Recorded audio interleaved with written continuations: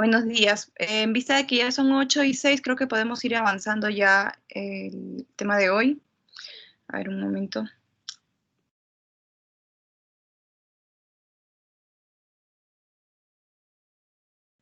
Ya. Como les dije, bueno, hoy vamos a hablar acerca de trastornos convulsivos, vamos a hablar acerca de la clasificación, un poco de su etiología, algunos mecanismos fisiopatológicos, el diagnóstico y el tratamiento, ¿no? Básicamente esta enfermedad, bueno, es conocida desde hace muchísimos años, ¿no? Desde la Edad Media incluso, mal diagnosticada, muchas veces pensando en esa época de que eran incluso pacientes psiquiátricos, ¿no? Que bueno, gracias a los conocimientos y a la ciencia, poco a poco ha ido tomando el valor que ahora tiene, ¿no? Y ya hay tratamientos específicos para ello, de acuerdo a los distintos mecanismos fisiopatológicos que se han encontrado.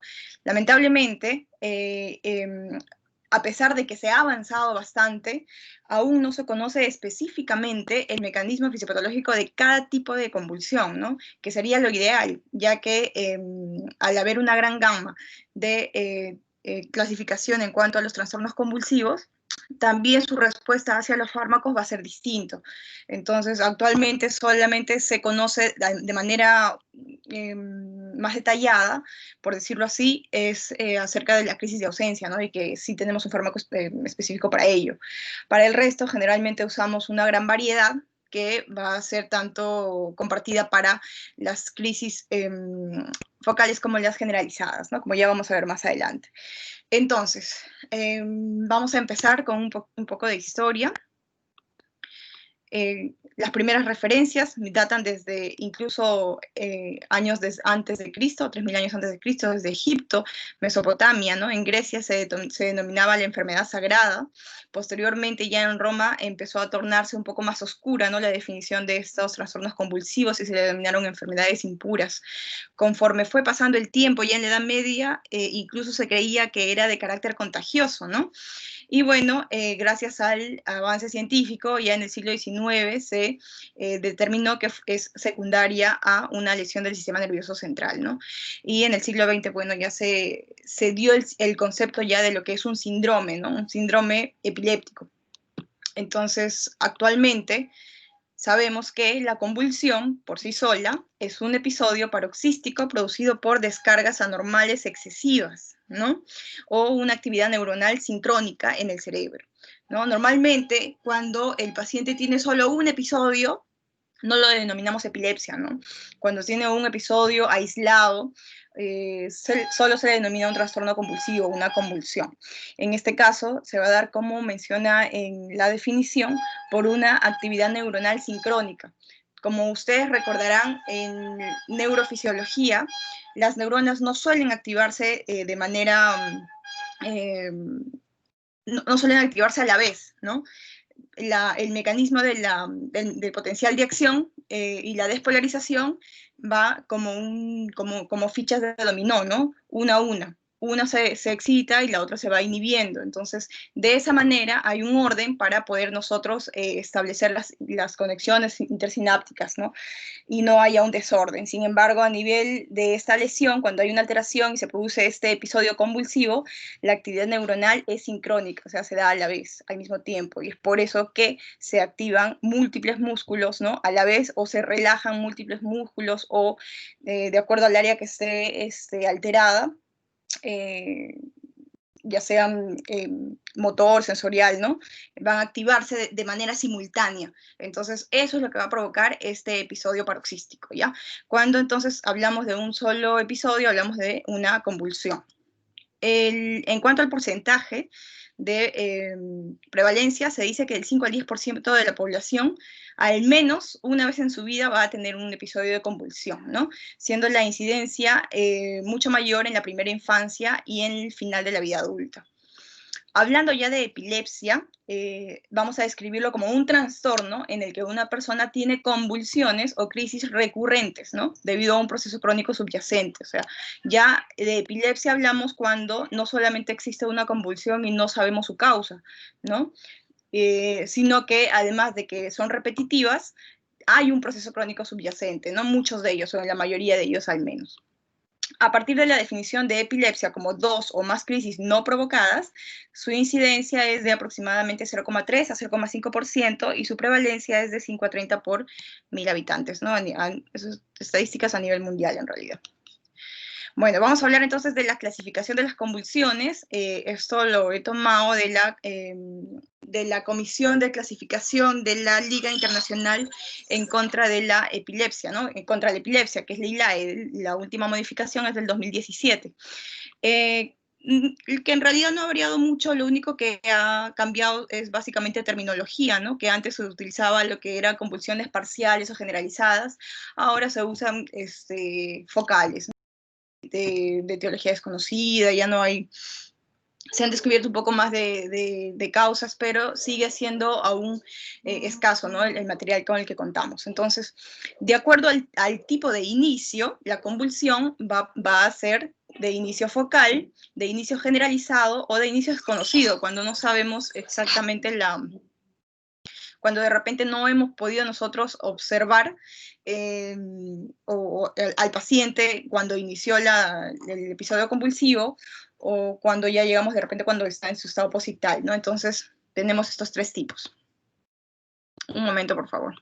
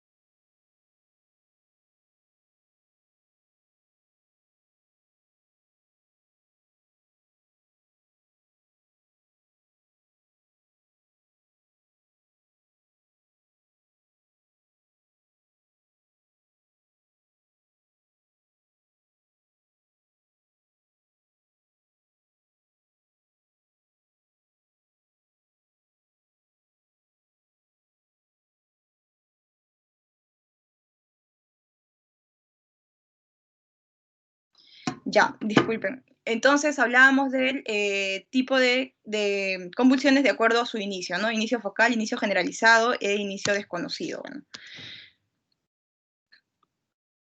ahí está. Bueno, en cuanto a la etiología, como podemos ver acá, tenemos una diversidad de causas, ¿no? Como ya puede ser una causa estructural, una causa genética, infecciosa, metabólica, inmune, o una causa desconocida también, ¿no? Entonces, esta patología, la verdad que es multifactorial incluso, no necesariamente puede ser una sola causa, ¿no? Pueden haber pacientes que estén con predisposición genética o hereditaria y que a la vez, de repente el gatillo, ya sea una lesión traumática, una lesión infecciosa o de repente por alguna una alteración del trastorno de metabolismo, ¿no? Entonces, generalmente este tipo de patología abarca diferentes enfermedades, diferentes causas y es multifactorial, ¿ya? Pero dentro de para ordenarnos, dentro de las etiologías, podemos dividirlas entre causas estructurales, genéticas, infecciosas, metabólicas, inmunes y, bueno, desconocidas, ¿no? De todas maneras, aún hay un gran número de las que no conocemos el mecanismo etiológico. Ay, se me cerró. A ver, perdón un momento.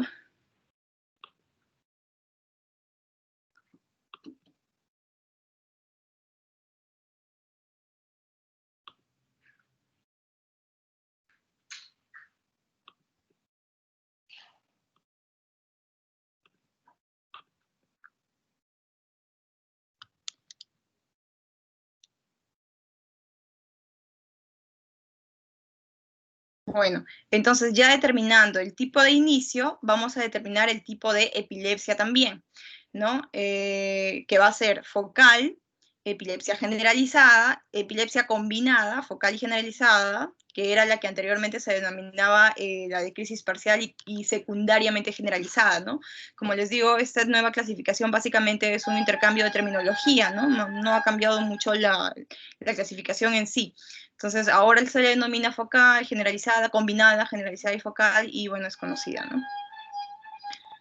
Y finalmente, de acuerdo a todos los datos que ya vamos a obtener, vamos a llegar a nuestros síndromes epilépticos, ¿ya? Muchas veces nos vamos a quedar solamente con el diagnóstico de acuerdo al tipo de epilepsia, ¿no? Porque para llegar al síndrome epiléptico vamos a necesitar realizarle exámenes a los pacientes para confirmar nuestro diagnóstico, ¿no? Exámenes auxiliares, ya sean electrofisiológicos e imágenes. Entonces, generalmente en lugares en donde contamos con toda la tecnología, ¿no? Y con toda la logística, vamos a poder llegar a determinar incluso síndromes genéticos, ¿no? Pero en caso no tengamos todos estos, toda esta logística para determinarlo, conociendo ya el tipo de epilepsia por la clínica o por la anamnesis y la clínica, el examen físico, también vamos a poder darle un tratamiento específico, ¿no? Idealmente, es, claro, si contamos con todos los medios, es llegar hasta el síndrome epiléptico, ¿no? Y bueno, hay que recordar que también hay comorbilidades, ¿no? Ya sea posterior a la crisis epiléptica o algunas que van a desencadenar esta crisis epiléptica también. Algunos pacientes en los que no se les trata de manera adecuada, tienen un mal control de las epilepsias por un cuadro prolongado de hipoxia, ¿no? Y de edema generado por el proceso en sí paroxístico, va a conllevar muchas veces a retardo mentales, ¿no? O déficits focales. Entonces, a eso es lo que denominan también comorbilidades y que va a afectar, pues, sobre todo la calidad de vida del paciente, ¿no? Y hay que tener en cuenta eso también.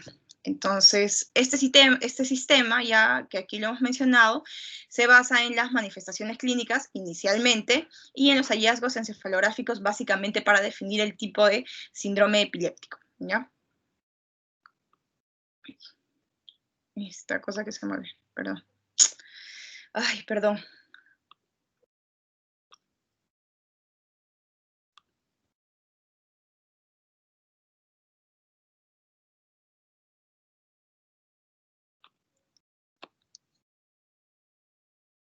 Entonces vamos a ir desmenuzando cada ítem para ir reconociendo las características de cada una de ellas, ¿no? Entonces llegamos al tipo de crisis, ¿no? Como habíamos repasado ya, el de inicio focal puede describirse además con alteración o no de la conciencia, ¿no? Y puede ser de inicio motor o no motor o con evolución de focal a tónico-clónico bilateral, ¿ya? Entonces, una cosa es que inicie focalmente y que al inicio no tenga alteración de la conciencia, lo que antes se denominaba una crisis simple, ¿no? Parcial simple. Ahora simplemente es una crisis de inicio focal sin alteración de la conciencia, ¿ya? Y puede ser de inicio motor o no motor de acuerdo a qué área esté afectada. El inicio generalizado va a ser motor, ya sea tónico-clónico o de otro tipo, atónico, mioclónico, ¿no? O no motora, como por ejemplo las crisis de ausencia, ¿no? El petit mal, que era conocido anteriormente, ¿no? Y de inicio desconocido porque puede escribirse además como motor o no motor o como no clasificada, ¿no? En pacientes en que no hemos podido determinar qué tipo de convulsión tuvo, ¿no? En cuanto a las convulsiones focales, la característica va a ser que se va a originar dentro de las redes limitadas a un hemisferio. Por eso es que se denomina focal, porque se focaliza hacia un hemisferio. Por eso es que generalmente estos pacientes no tienen pérdida del sensorio, no están conscientes, tienen de repente la movilización o la atonía o la sensación de visual, auditiva, no sé, de acuerdo al área que esté afectada, pero van a estar pacientes con los ojos abiertos y conscientes de incluso de la crisis, ¿no? Ellos mismos, incluso cuando llegan a la consulta clínica, nos van a describir su tipo de convulsión. Entonces, en su mayoría, va a ser determinada porque va a estar focalizado solo a un hemisferio, ¿no? Y puede estar localizado de manera discreta o distribuido también de manera difusa, ¿ya? Entonces, es como vemos en esta imagen, en esta resonancia de encéfalo, estamos viendo acá la parte básicamente el temporal, que es una de las más epileptógenas. Si es una lesión focal a este nivel, va a determinarse también su tipo de convulsión focal, ¿no? Ahora, este puede estar localizado en una pequeña área o distribuirse, ¿no? De manera difusa. Entonces, las convulsiones focales las vamos a clasificar de acuerdo a si la alteración de la conciencia está intacta o está alterada y de acuerdo a la naturaleza del inicio. Algunas crisis focales pueden llegar a convertirse generalizadas, ¿ya? Entonces tenemos sus subtipos, sin alteración de la conciencia, en donde las convulsiones focales pueden tener manifestaciones motoras o no motoras, y con alteración de la conciencia, que también pueden acompañarse de una alteración pasajera de la capacidad del paciente para mantener el contacto normal con el medio, ¿no? Tenemos aquí básicamente en este diagrama, vamos a entenderlo mucho mejor, de acuerdo a si son motoras o no motoras. En motoras, como ya habíamos mencionado, tenemos tónicas, clónicas, mioclónicas, ¿no? Básicamente, de acuerdo a la estimulación muscular o no que tenga, ¿no? A la excitabilidad o inhibición, de acuerdo a cuál es lo que predomine. Acá hay dos características principales que quiero que ustedes se lleven, que es la marcha jacksoniana y la parálisis de Todd, que son características de este tipo de convulsiones focales, ¿no? Sin alteración de la conciencia. Y la marcha jacksoniana, básicamente, se va a determinar ¿a qué? No a un trastorno de la marcha, sino a que la convulsión de repente puede iniciar en los dedos de la mano y se va a generalizar, ¿no? Va a marchar, por decir así, progresivamente hacia toda la extremidad superior. Entonces, a eso es lo que se denomina marcha jacksoniana, ¿no? Que esta convulsión focal puede seguir siendo focal, puede seguir siendo sin alteración de la conciencia, pero inicia en una pequeña área motora y se va a diseminar, por decirlo así, hacia de repente el miembro inferior, y ahí queda también. Entonces, sin alterarse la conciencia. Eso es lo que se denomina marcha jacksoniana, ¿ya? Y la parálisis de Todd es básicamente en pacientes que posterior a una convulsión cursan con parálisis de manera momentánea, ¿no? En el posictal, cuando despiertan, los pacientes tienen esta alteración focal, que recuperan, ¿no? Es recuperable. Pero bueno, si el paciente normalmente, posterior a la convulsión, al estado posictal o a la recuperación de la conciencia, o si no ha habido alteración de la conciencia posterior al término de la convulsión focal, no deberían quedar con ningún tipo de parálisis, ¿no? Pero si lo presentaran, generalmente son benignas porque recuperan. Y eso se denomina parálisis de Todd. Cuando son no motoras, como les mencioné, va a ser de acuerdo al área que esté afectada, pueden ser sensitivas, el paciente puede tener parestesias, nada más, puede tener síndromes autonómicos como enrojecimiento, sudoración, sensación de miedo, ¿no? Por alteraciones emocionales, pueden tener alteraciones visuales, ¿no? Como destellos, o alteraciones del olfato de la audición. ¿Ya? Cuando son convulsiones focales con alteración de la conciencia, van a empezar generalmente con un aura. Muchos de esos pacientes, este aura que va a significar de repente iniciar con una convulsión focal sin alteración de la conciencia y que posteriormente, a los segundos, de presentar de repente incluso esos destellos, ¿no? O esa sensación de miedo, o de acuerdo a si es motora o no motora, va a ser el inicio, se le va a denominar aura, y posteriormente va a tener una pérdida de la conciencia. Entonces, a eso también se le denomina una convulsión focal con alteración de la conciencia, cuando comienza con un aura. Además, tiene una fase ictal con automatismos. Automatismos, básicamente, por ejemplo, los pacientes van a tener estos reflejos, ¿no? Estos reflejos primitivos de la masticación, ¿no? Van a haber pacientes que están así como que con la mirada perdida y que van a tener estos movimientos en los labios, en los músculos masticatorios, o movimientos en la mano repetitivos, ¿no? Esos son automatismos, y eso va a ser predominante en la fase ictal, o sea, en la parte de la convulsión. Y en el posictal se va a dar generalmente en segundos. Algunos casos refieren que pueden demorar horas, pero generalmente la mayoría de las convulsiones duran solo segundos o un minuto, ¿no? Y la recuperación es lo que más demora en realidad. La evolución a convulsiones generalizadas, ¿no? Generalmente las crisis focales se propagan hasta abarcar ambos hemisferios cerebrales. Si llegan a abarcar ambos hemisferios cerebrales, ya se va a producir una convulsión generalizada, ¿ya? Por lo general de tipo tónico-clónica. Entonces, ahora, cuando tenemos un paciente que inició con una crisis focal y que se generalizó secundariamente, si nosotros, bueno, vemos al paciente desde el inicio, vamos a determinar ese tipo de convulsión que tiene, pero si no lo vemos desde el inicio, va a ser muy difícil distinguirlo, ¿no? Entonces, de una crisis de inicio generalizado tónico-clónica primaria. Entonces, los testigos son claves aquí, ¿no? Porque ellos son los que van a prestar atención, ellos son los que nos van a informar sobre todos los síntomas del paciente, ¿no? Incluso muchos de los síntomas focales iniciales son tan leves que no son notorios, ¿no? Entonces uno lo puede confundir incluso hasta con tics, ¿no? Tics nervioso. Entonces piensan que el paciente está movilizando porque tiene un tic y de pronto pierde la conciencia. Y bueno, muchos de ellos van a pensar que fue una convulsión de inicio generalizado. Entonces eso también hay que tener bastante en cuenta porque muchas personas que no están obviamente entrenadas en el conocimiento de este tipo de patología, nos van a informar como que se desmayó de inicio y nosotros vamos a considerar que es un tipo de convulsión generalizada. ¿Ya? Bueno, continuando con los tipos, ahora vamos a hablar de las convulsiones generalizadas. En este caso, la diferencia va a ser que se va a originar en algún punto, no se sabe en qué punto, en algún punto, y que básicamente se va a involucrar rápidamente en redes distribuidas bilateralmente. Entonces, ¿cuándo es generalizada? Cuando ya hablamos de los dos hemisferios. Hablamos de focal cuando estamos hablando de una parte del hemisferio, incluso que puede ser bien delimitada o diseminada, pero generalmente en un hemisferio. Cuando ya se distribuye bilateralmente, ya hablamos de convulsiones generalizadas. Y cuando se distribuye bilateralmente, hay pérdida de conciencia, ¿sí?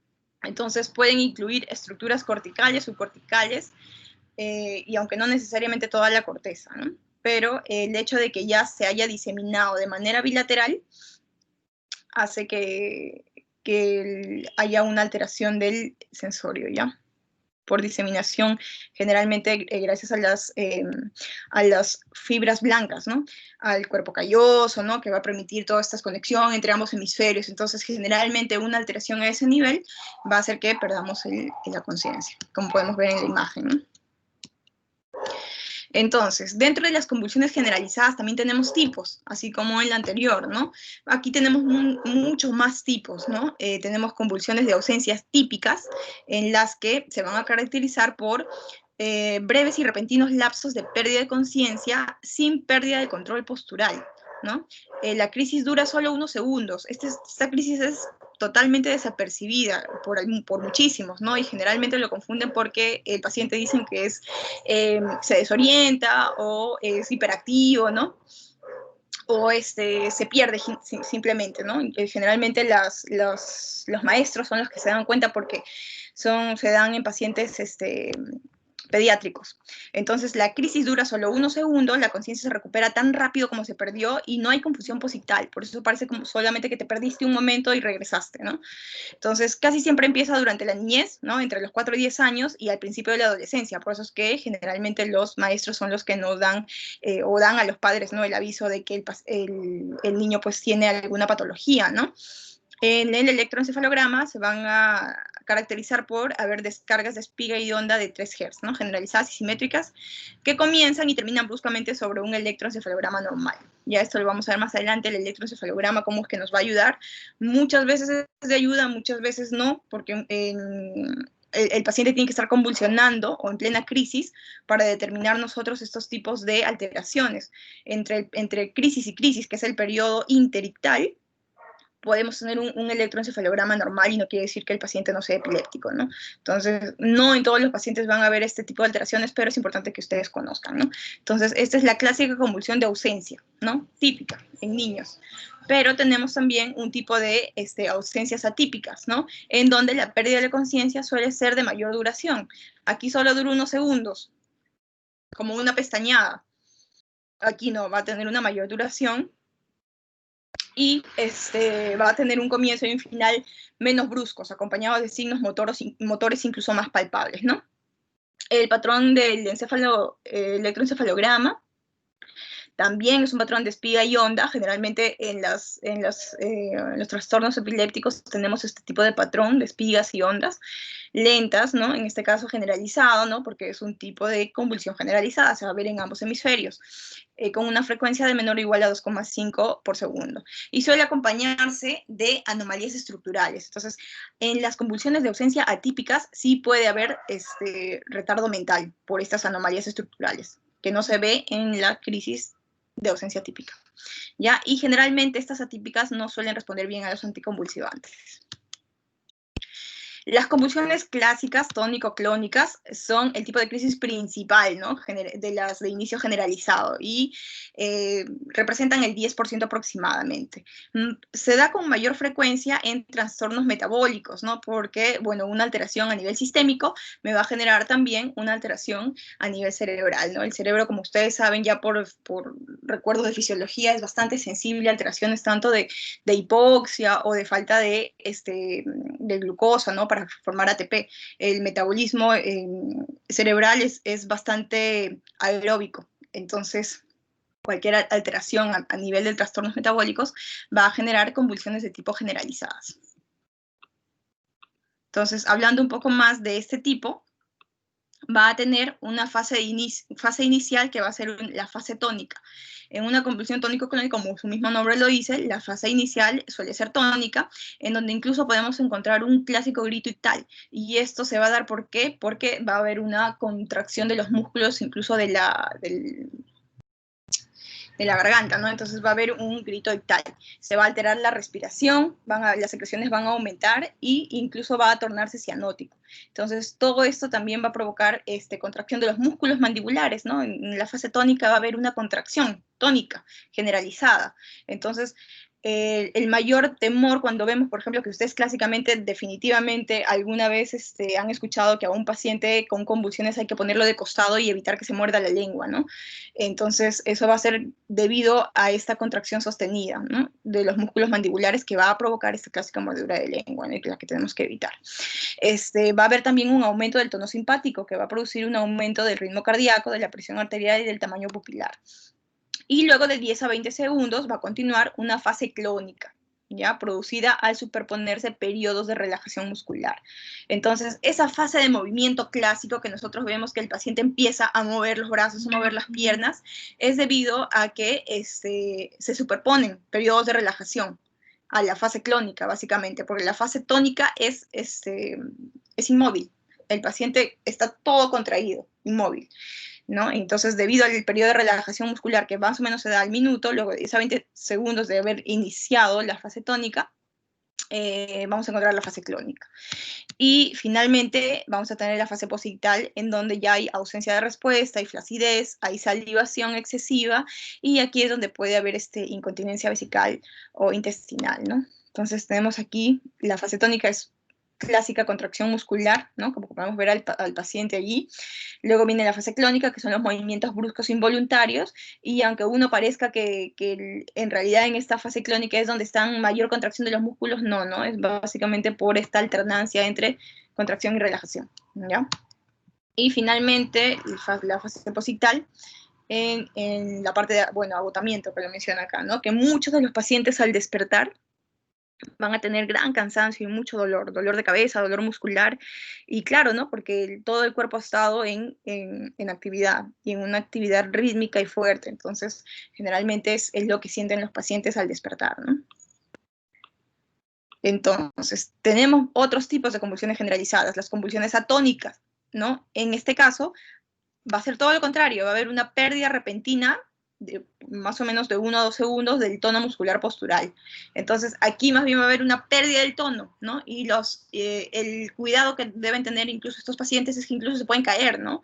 No caerse como en el tónico clónico, sino caerse porque pierden la postura por pérdida del tono muscular postural. Entonces, la conciencia se altera brevemente, pero no hay confusión posictal, ¿no? A diferencia del otro tipo. Tenemos las convulsiones mioclónicas, en donde va a haber una contracción muscular breve, y repentina de una parte del cuerpo entero, ¿no? Por ejemplo, movimientos bruscos de sacudida, como cuando alguien se está quedando dormido, ¿no? Y se sacude, y es así más o menos una convulsión mioclónica. Y está asociado también a trastornos metabólicos, a enfermedades degenerativas o lesiones cerebrales anóxicas, ¿no? La anoxia es una de las principales causas, en realidad, de este tipo de patología, y también durante la convulsión es uno de los riesgos, ¿no? Porque empeora pues el metabolismo a nivel cerebral. Entonces, por eso es que generalmente a nuestros pacientes que convulsionan también les brindamos oxígeno, ¿no? Después. Y finalmente tenemos los espasmos epilépticos, ¿no? Como último tipo de las convulsiones generalizadas, en donde encontramos flexión o extensión sostenida breve de los músculos, principalmente proximales, incluidos el tronco, y que predominan en los niños, ¿no? Bueno. Continuamos. Esto es un pequeño video para que ustedes vean y puedan diferenciar. Es un video un poco antiguo, con alguna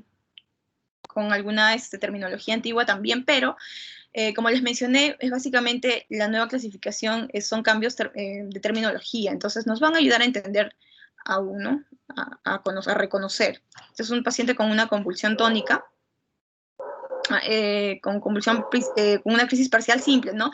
Que actualmente lo denominamos crisis focal. Sería una crisis focal motora, ¿no? Porque hay activación muscular de la mano. En este caso, hablamos de una crisis, bueno, aquí hablaban de crisis parcial compleja porque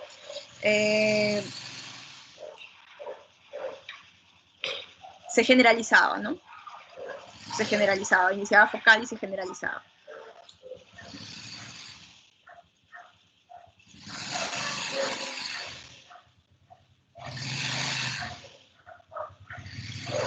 Acá vemos cómo la paciente empieza, ¿no? Un solo lado. Se da cuenta, probablemente esta paciente ha tenido su episodio de aura, ¿no? En el que ha sentido, porque vimos que dejó de hacer su actividad normal y luego de unos segundos recién empezó todos los movimientos, ¿no? Estas son las clásicas ausencias, ¿no? El paciente por un momento pierde la conexión con el medio, dura segundos y regresa a su actividad normal, ¿no? La crisis atónica. Miren cómo pierden su postura, ¿no? Pérdida del tono postural. Se caen por eso. Esta es una crisis tónica, ¿no? Como les decía, en una crisis tónica pura hay solo contracción muscular y por eso es que el paciente generalmente está casi inmóvil. Y esta es la ya conocida, ¿no? Crisis generalizada tónico-clónica, en donde van a haber episodios, un periodo inicial tónico seguido de una fase clónica, ¿no? Y episodios de fases tónico-clónicas.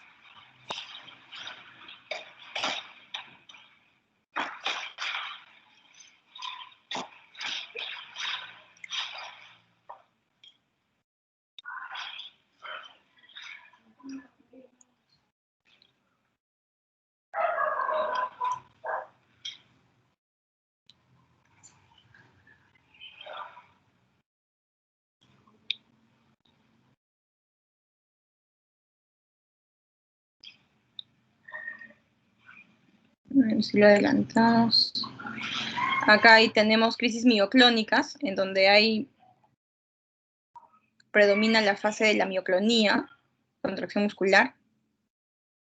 Bueno, entonces continuamos ya hemos entendido qué tipo de convulsiones presenta, ¿no? La clasificación, entonces nos vamos ahora a los síndromes epilépticos.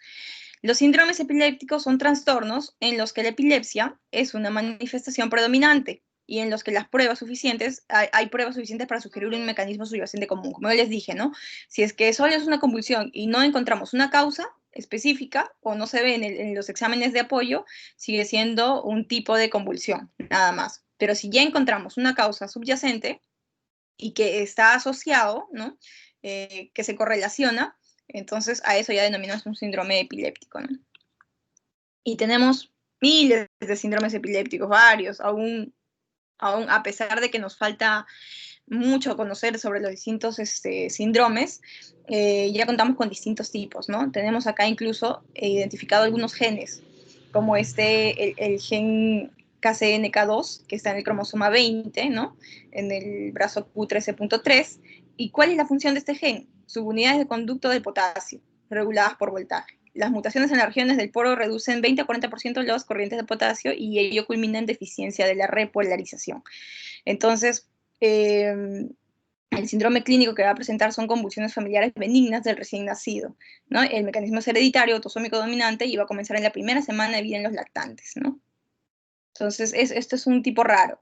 Generalmente, en los distintos genes que se han encontrado, no son de patologías tan comunes, ¿no? Eso es lo que impide de repente generalizar los conocimientos, ¿no? Han sido de patologías específicas y no patologías raras en su mayoría, ¿no? Entonces, pero se han identificado ya estamos avanzando al menos, ¿no? Tenemos este gen del CHRNA4, el CKCNQ2, el SCN1A, ¿sí? Que como ustedes, si se van a ir dando cuenta, la mayoría de ellos están asociados a una alteración de los canales iónicos, ya sea de potasio, de sodio, de calcio, ¿no? O alguna alteración en las proteínas. Sí, o en algunos receptores también, ¿no? Como de la acetilcolina de nicotínico, ¿no? Entonces, tenemos acá, para que ustedes lo repasen, los síndromes clínicos, de acuerdo a cada uno de ellos, y un comentario un poco sobre ellos, ¿no? Entonces, vamos a hablar de los tres más comunes. La epilepsia mioclónica juvenil, que es básicamente un trastorno epiléptico generalizado de causa desconocida, que aparece al inicio de la adolescencia y se caracteriza por sacudidas mioclónicas, como vimos, ¿no? Bilaterales, únicas y repetitivas. Son bilaterales, son repetitivas, ¿por qué? Porque son generalizadas, ¿no? Son una epilepsia generalizada. La conciencia no se altera a menos que las mioclonías sean muy intensas.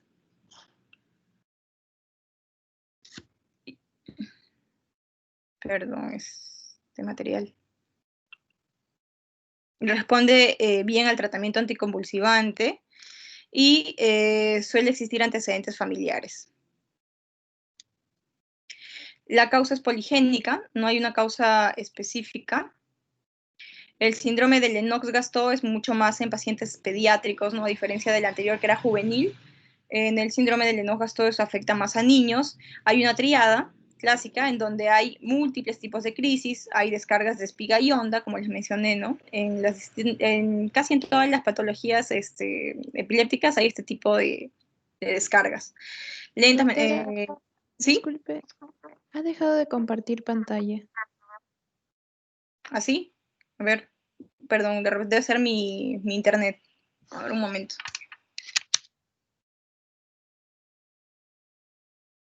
¿Logran ver mi pantalla ahora? Aún no se ve. A ver.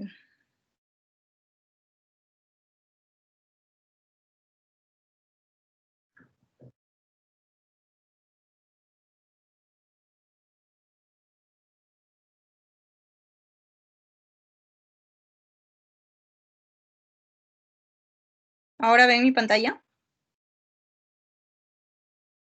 Ahora sí, Sí, doctora. doctora. Ya, ahora vamos a abrir otra vez.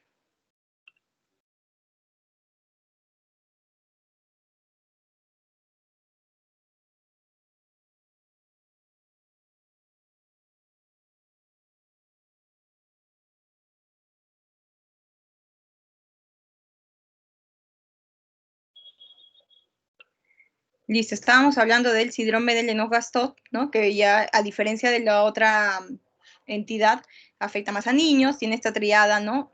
Múltiples tipos de descargas de espigas y onda lenta menos de 3 Hz y alteración de la función cognitiva, ¿sí? En este caso sí hay alteración de la función cognitiva.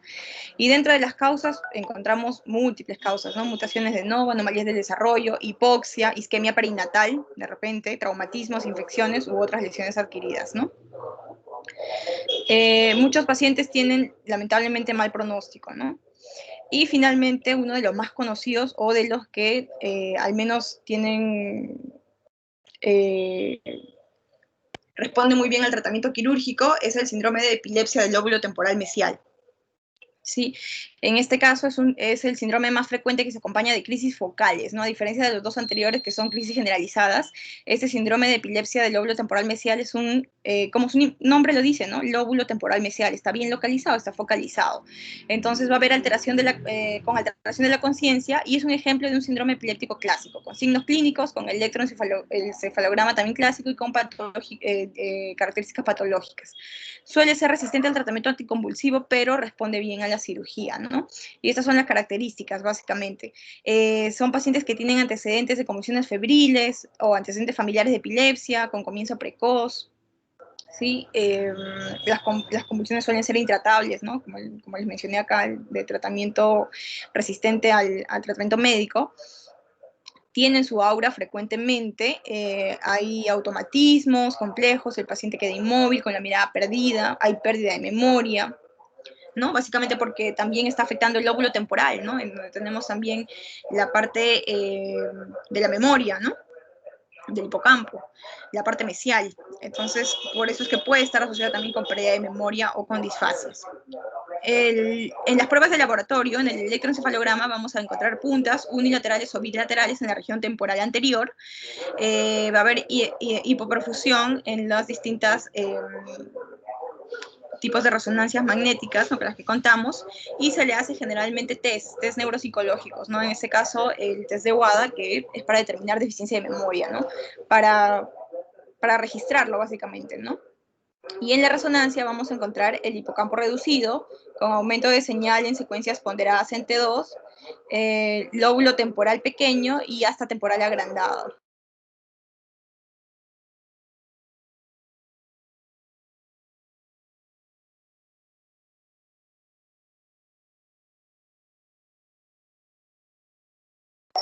Ya, entonces, y en los datos anatomopatológicos, en gran parte de los casos, hay pérdida muy selectiva de las poblaciones celulares específicas. Entonces, vamos a verlo mejor en esta imagen. A ver, esta es una resonancia magnética. Esto es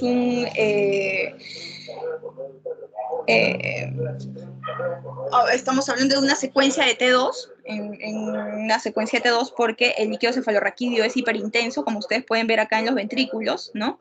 El líquido es claro, es blanco, entonces acá hablamos de hiperintensidades, ¿ya?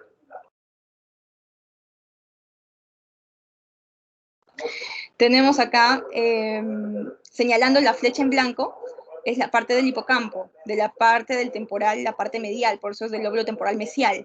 Entonces, a diferencia del otro lado, está hipotrofiado, ¿no? Entonces, esta es una imagen clásica de una epilepsia del lóbulo temporal. Aparte, está un poco más hiperintenso, un poco más claro que en el otro lado, ¿no?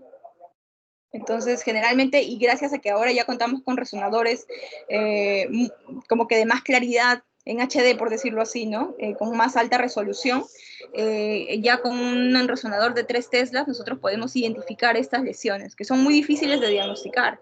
Muchas veces pasamos por alto, parece una lesión normal, ¿no? No hay mucha diferencia, pero el neurólogo, ¿no? Que está mucho más acostumbrado a ver este tipo de patologías y en el que definitivamente viene probablemente un paciente con los antecedentes, con las clásicas observaciones clínicas de aura, desorientación, pérdida de memoria, entonces se va a asociar, ¿no? De todas maneras va a tratar de encontrar este tipo de características en la resonancia magnética, ¿ya?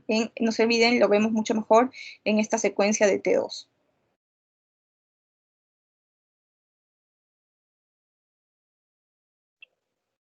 Ya, en cuanto al diagnóstico etiológico, bueno, las crisis son consecuencia de un desequilibrio entre la excitación e inhibición del sistema nervioso central, ¿no? Básicamente, el desequilibrio de estos mecanismos es lo que va a producir los distintos tipos de convulsiones. Entonces, básicamente tenemos que destacar acá 3 observaciones que van a determinar la crisis epiléptica.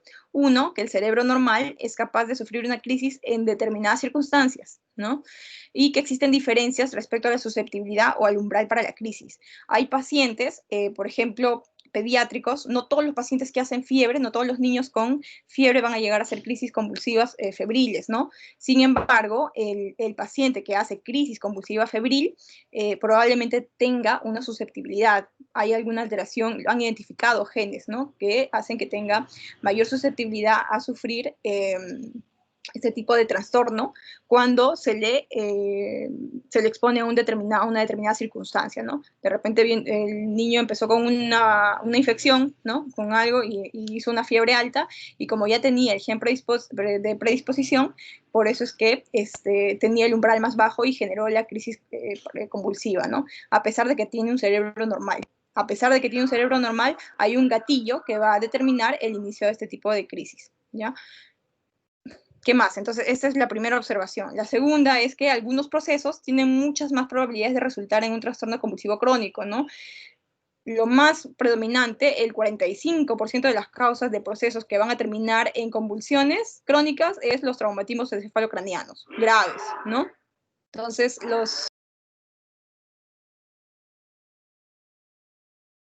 los pacientes que sufren un traumatismo encefalocraniano grave con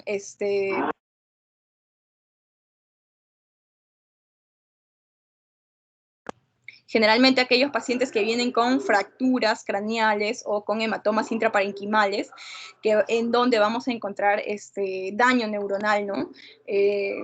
Sobre todo aquellos que se encuentran a nivel temporal, que son zonas más epileptógenas, temporales y frontales, van a terminar con trastornos convulsivos crónicos, ¿no? Muchos de ellos incluso les damos tratamiento anticonvulsivante profiláctico, aunque no está aprobado dárselo de inicio, solo cuando haya tenido una convulsión, muchos médicos optan por dar un tratamiento profiláctico por una semana, ¿no? Porque miren la alta tasa de probabilidad, ¿no? Casi el 50% de que el paciente llegue a tener un trastorno convulsivo.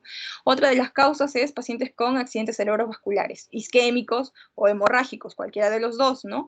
Mucho más el isquémico, ¿por qué? Porque como les he mencionado, el metabolismo cerebral requiere de mucho oxígeno, ¿no? Entonces una alteración anóxica va a generar también un trastorno convulsivo, ¿no? Por una alteración neuronal.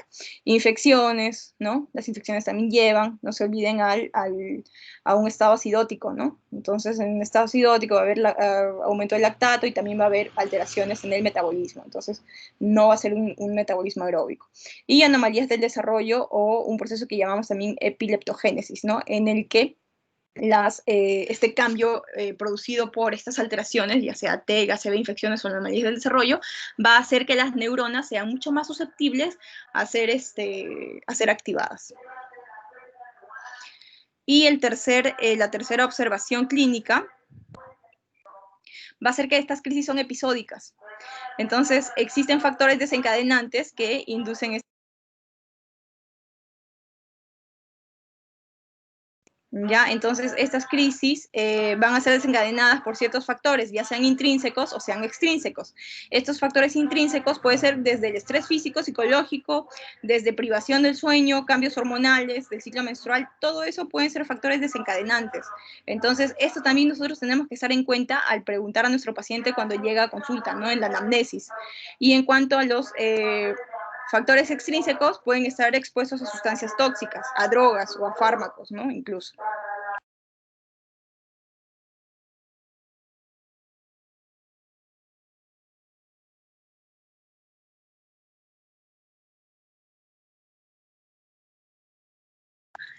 La etiología por edad también, ¿no? La edad también nos va a determinar, nos va a ayudar a determinar qué tipo de síndrome epiléptico podemos encontrar, ¿no? Las crisis más frecuentes que aparecen al final de la lactancia y al comienzo de la infancia son las febriles, ¿no? Generalmente vienen neonatos con fiebre alta y con su primer episodio convulsivo, ¿no? Entonces, esa es la crisis más frecuente. Su prevalencia es del 3 al 5% y suelen tener antecedentes familiares, ¿no? De convulsiones o de epilepsias. El pico de incidencia es entre los 18 y 24 meses, pero incluso desde los 3 meses, desde lactantes muy pequeños, pueden presentar este tipo de convulsión. La infancia, ya hablando de niños mucho mayores, es la edad en la que comienzan muchos síndromes epilépticos como el del lóbulo temporal que ya habíamos mencionado, ¿no? Generalmente se hay niños ya de 4 años, un poco mayores. Entonces ahí es donde encontramos los síndromes epilépticos clásicos. En la adolescencia y al comienzo de la adultez ya va cambiando la casuística. Aquí ya no predominan este tipo de, ni la febril, ni los síndromes epilépticos genéticos, ¿no? No. Aquí ya va cambiando, hay un periodo de transición en donde las epilepsias secundarias, o sea, ya no son primarias, ¿no? Sino secundarias a qué? A lesiones adquiridas, por ejemplo, infecciones, ¿no? Un clásico ejemplo de un adulto que debuta con convulsiones en nuestro medio es el cisticercosis, ¿no? La neurocisticercosis. Entonces, generalmente en esta etapa ya estamos hablando de lesiones adquiridas, ¿no? Ya sea infeccioso o si o de repente tumoral también, ¿no? De acuerdo a lo que, bueno, tenga el paciente. También en esta edad vamos a encontrar autoanticuerpos contra antígenos del sistema nervioso central que van a alterar los canales de potasio o los receptores de glutamato, ¿no? Y que también son una causa, ya se está conociendo ahora, ¿no? Como nuevas causas de epilepsia, ¿no? Que se encuentran dentro de la adolescencia y de la adultez. En este cuadro, además, vamos a ver las otras causas, ¿no? Desde neonatos, menos de un mes, ¿no? Las clásicas es hipoxias o isquemias perinatales, hemorragias o traumatismos intracraneales, infecciones, trastornos metabólicos, ¿no? Hipoglicemia, hipocalcemia, hipomagnesemia, deficiencia de peridoxina, ¿no? Esto es importante, ¿no? Porque cuando ya, sobre todo cuando los lactantes empiezan ya su fase de lactancia, cuando ya empiezan a comer, y si tienen deficiencia de esta vitamina, también son propensos a hacer crisis convulsiva. Y solo reponiendo esta peridoxina van a mejorar. Entonces, ahí es donde nosotros vamos a este cuadro tan importante, ¿no? Que cuando veamos a un paciente, nosotros vamos a determinar, ¿no? Ya viene con tal tipo de crisis, pero ¿cuántos años tiene? ¿Qué es lo más predominante que tengo que buscar? Entonces, acá, ¿no? Tuvo hipoxia, tuvo apnea, ¿cómo nació? ¿No? ¿Cómo fue su Apgar? Tuvo problemas en el parto, tuvo infecciones de repente tuvo una convulsión febril, ¿no? O algo así, o de repente solamente son trastornos metabólicos, ¿no? Acá hay algo bastante llamativo también, abstinencia de drogas, ¿no? Un neonato de menos de un mes. ¿Por qué abstinencia de drogas? Hijo de madre, ¿no? Drogadicta. Entonces, generalmente también estos pobres bebés, ¿no? Si la madre lamentablemente es consumidora de alguna droga, ¿no? Cocaína, lo que sea, va a pasar al neonato. Entonces, cuando nace, por esta abstinencia también van a convulsionar, ¿no? Es una causa también. Y bueno, trastornos de desarrollo, trastornos genéticos, ¿no? En lactantes y niños, ya de más de un mes y menores de 12 años, las crisis febriles son las que predominan, ¿no? No se olviden, las crisis febriles. Seguido también de trastornos genéticos, infecciones, trastornos de desarrollo y traumatismo. En adolescentes y adultos jóvenes, como les mencioné, ya cambia la cosa, más hablamos de infecciones, ¿no? Más causas adquiridas, traumatismos, ¿no? Traumas encefalocranianos por accidentes o por caídas. Algunos presentan tumores cerebrales también, ¿no? O autoanticuerpos, como ya habíamos mencionado. Bueno, y si consumen drogas, por abuso de consumo de drogas o por también alcohol, también es una causa, ¿ya? Y otras causas en adultos mayores de 35 años, bueno, sobre todo en mayores, ¿no? Adultos mayores incluso, ya hablamos de los ictus isquémicos, ¿no? De los ACVs, de los accidentes cerebrovasculares, ya sean isquémicos, hemorrágicos, por hipertensión, por amiloidosis, por las distintas causas que puedan haber estos accidentes cerebrovasculares, también van a provocar convulsiones. Entonces, ahí hay que buscar enfermedad cerebrovascular, tumores también abstinencia alcohólica o trastornos metabólicos. Los trastornos metabólicos van a estar en realidad en todas las etapas, ¿no? Porque definitivamente es algo básico para el cerebro, ¿no? Entonces, una alteración metabólica va a determinar también convulsiones. En algunas causas de Alzheimer, ¿no? Y de otras enfermedades degenerativas. ¿Por qué? Porque en la enfermedad de Alzheimer también hay afectación del hipocampo, ¿no? Como hemos visto en el tipo de epilepsia del lóbulo temporal mesial. Entonces también puede estar asociado, ¿ya? Bueno, y en cuanto a, ya enfocándonos un poco en la etiología inmunitaria, como mencioné, hay algunos pacientes pueden presentar autoanticuerpos, pero hay algunos pacientes que también con tumores pueden presentar los denominados síndromes paraneoplásicos, que se da porque el tumor genera este tipo de anticuerpos, ¿no? En contra del organismo. Entonces, esta etiología debe sospecharse cuando una persona hasta entonces normal presenta un patrón convulsivo particularmente agresivo. Entonces, una persona que estaba normal y inicia con un patrón convulsivo agresivo, sospecha de etiología inmunitaria. Se desarrolla durante semanas o meses y cada vez son más frecuentes y prolongadas. Además, hay asociación de síntomas psiquiátricos y cambios en la función cognitiva. Esos son generalmente de etiología inmunitaria y muchos de ellos, estos anticuerpos, van a estar generados afín a un tipo de tumor, ¿no? Timomas, teratomas, distintos tipos de tumor, ¿no? Cáncer de próstata, cáncer de mama. Entonces, muchos de ellos incluso van a servir de marcadores, marcadores tumorales, ¿no? Para definir ya, incluso si el paciente no sabe que tenía un tumor, al encontrar este anticuerpo, ya nosotros vamos a poder determinar, ¿no? El tipo tumoral. Entonces nos va a llevar ese diagnóstico, como un síndrome paraneoplásico también.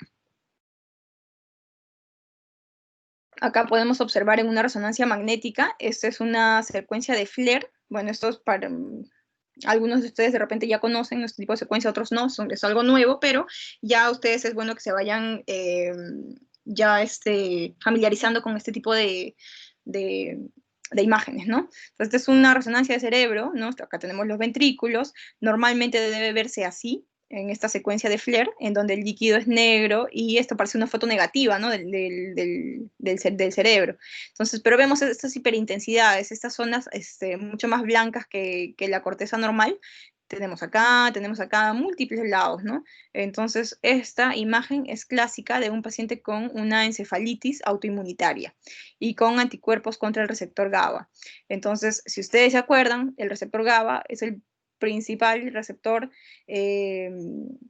inhibidor, ¿no? Entonces, si hay anticuerpos contra este receptor, no va a haber quien inhiba, no va a haber quien inhiba a las células, a las neuronas, entonces va a haber una hiperexcitabilidad. Entonces, por eso, en este paciente se le encontró con convulsiones, ¿no? Presentó ese tipo de convulsiones. Miren todas las lesiones que tiene, ¿no? Todas estas lesiones hiperintensas anormales, a nivel cortical y subcortical, y bilateral, frontal, temporal, ¿no? Entonces, estos son ejemplos de resonancias de pacientes con síndromes paraneoplásicos, ¿sí? Esta es otra secuencia de resonancia magnética en donde también encontramos estas hiperintensidades. Esta parte del cerebro debe ser así tan gris como esta, pero acá vemos que está de una coloración un poco más blanquecina, ¿no? Y esto es la localización temporal mesial. Entonces, esta parte interna del lóbulo temporal es bastante epileptógena también, como habíamos mencionado, y es bilateral, miren, ¿no? Entonces, en estos pacientes encontramos también la característica de la convulsión, ¿no? Ahora, las causas farmacológicas. ¿Hay fármacos que pueden causar convulsiones? También hay fármacos que pueden causar convulsiones y aquí tenemos una lista larga, ¿no? Entonces, para investigar las causas de un paciente que nos llega con convulsiones, tenemos bastante, ¿no? Tenemos, miren, aparte de todas las causas que ya hemos mencionado, hay que preguntarles qué tipo de fármacos también está tomando. De repente esa es la causa que está haciendo convulsionar.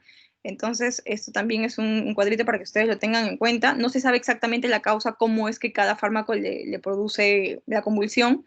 Están aún en estudio muchos de ellos, pero sí se ha asociado, sí hay estudios de asociación y se han encontrado estos tipos de fármacos, ¿no? Sustancias alquilantes, antipalúdicos, antimicrobianos, ¿no? Beta-lactámicos que usamos con mucha frecuencia, la penicilina, incluso en algunos pacientes que son susceptibles, van a presentar convulsiones por causa farmacológica. Claro que generalmente el diagnóstico de una causa farmacológica es por descarte, ¿no? Porque tenemos que descartarle las causas mucho más comunes, ¿no? De base, trastornos metabólicos primero o de acuerdo a la edad del paciente, ¿no? Como hemos visto. Y bueno, causas genéticas, ¿no? Ya como hemos mencionado también, aunque hasta la fecha casi todas las mutaciones son causantes de formas poco frecuentes, ¿no? Como les mencioné en el primer cuadro. Se han identificado genes, pero en patologías un poco raras aún, ¿no? Entonces, sin embargo, muchas de las epilepsias hereditarias se deben a mutaciones que afectan a los canales iónicos. La mayoría, algunos son por alteraciones en los canales iónicos. Y acá, bueno, este es el mismo cuadrito que puse anteriormente, ¿no? Bueno, en cuanto a la fisiopatología, ¿qué es lo que debemos comprender? Debemos recordar primero la fisiología neuronal, la epileptogénesis, que es el proceso que ya les expliqué, ¿no? En el que, producto de una lesión, ya sea traumática, se ve por algún tipo de factor desencadenante, la célula neuronal va a cambiar. La neurona va a cambiar su estructura y va a hacer que sea mucho más hiperexcitable. Entonces, si antes el umbral que el umbral, como ustedes saben, el umbral de reposo está en menos 70 milivoltios, y tenía que llegar a un umbral de menos 55 para excitarse. Ahora no. Ahora, por este cambio conformacional, estructural, producto de las lesiones que haya tenido, este umbral bajó. Ya no necesita llegar a menos 55, sino de repente con menos 30 nada más, ya se activa, ¿no? Se hiperexcita. Hay despolarización. Entonces, a eso es lo que se llama epileptogénesis, ¿ya? Y en cuanto a la fisiología neuronal, pues hay que recordar el equilibrio iónico, los canales, los receptores, los neurotransmisores, ¿no? Todo eso tenemos que recordar porque, de acuerdo a la fisiología, entendiendo lo normal, nosotros vamos a determinar lo anormal, ¿no?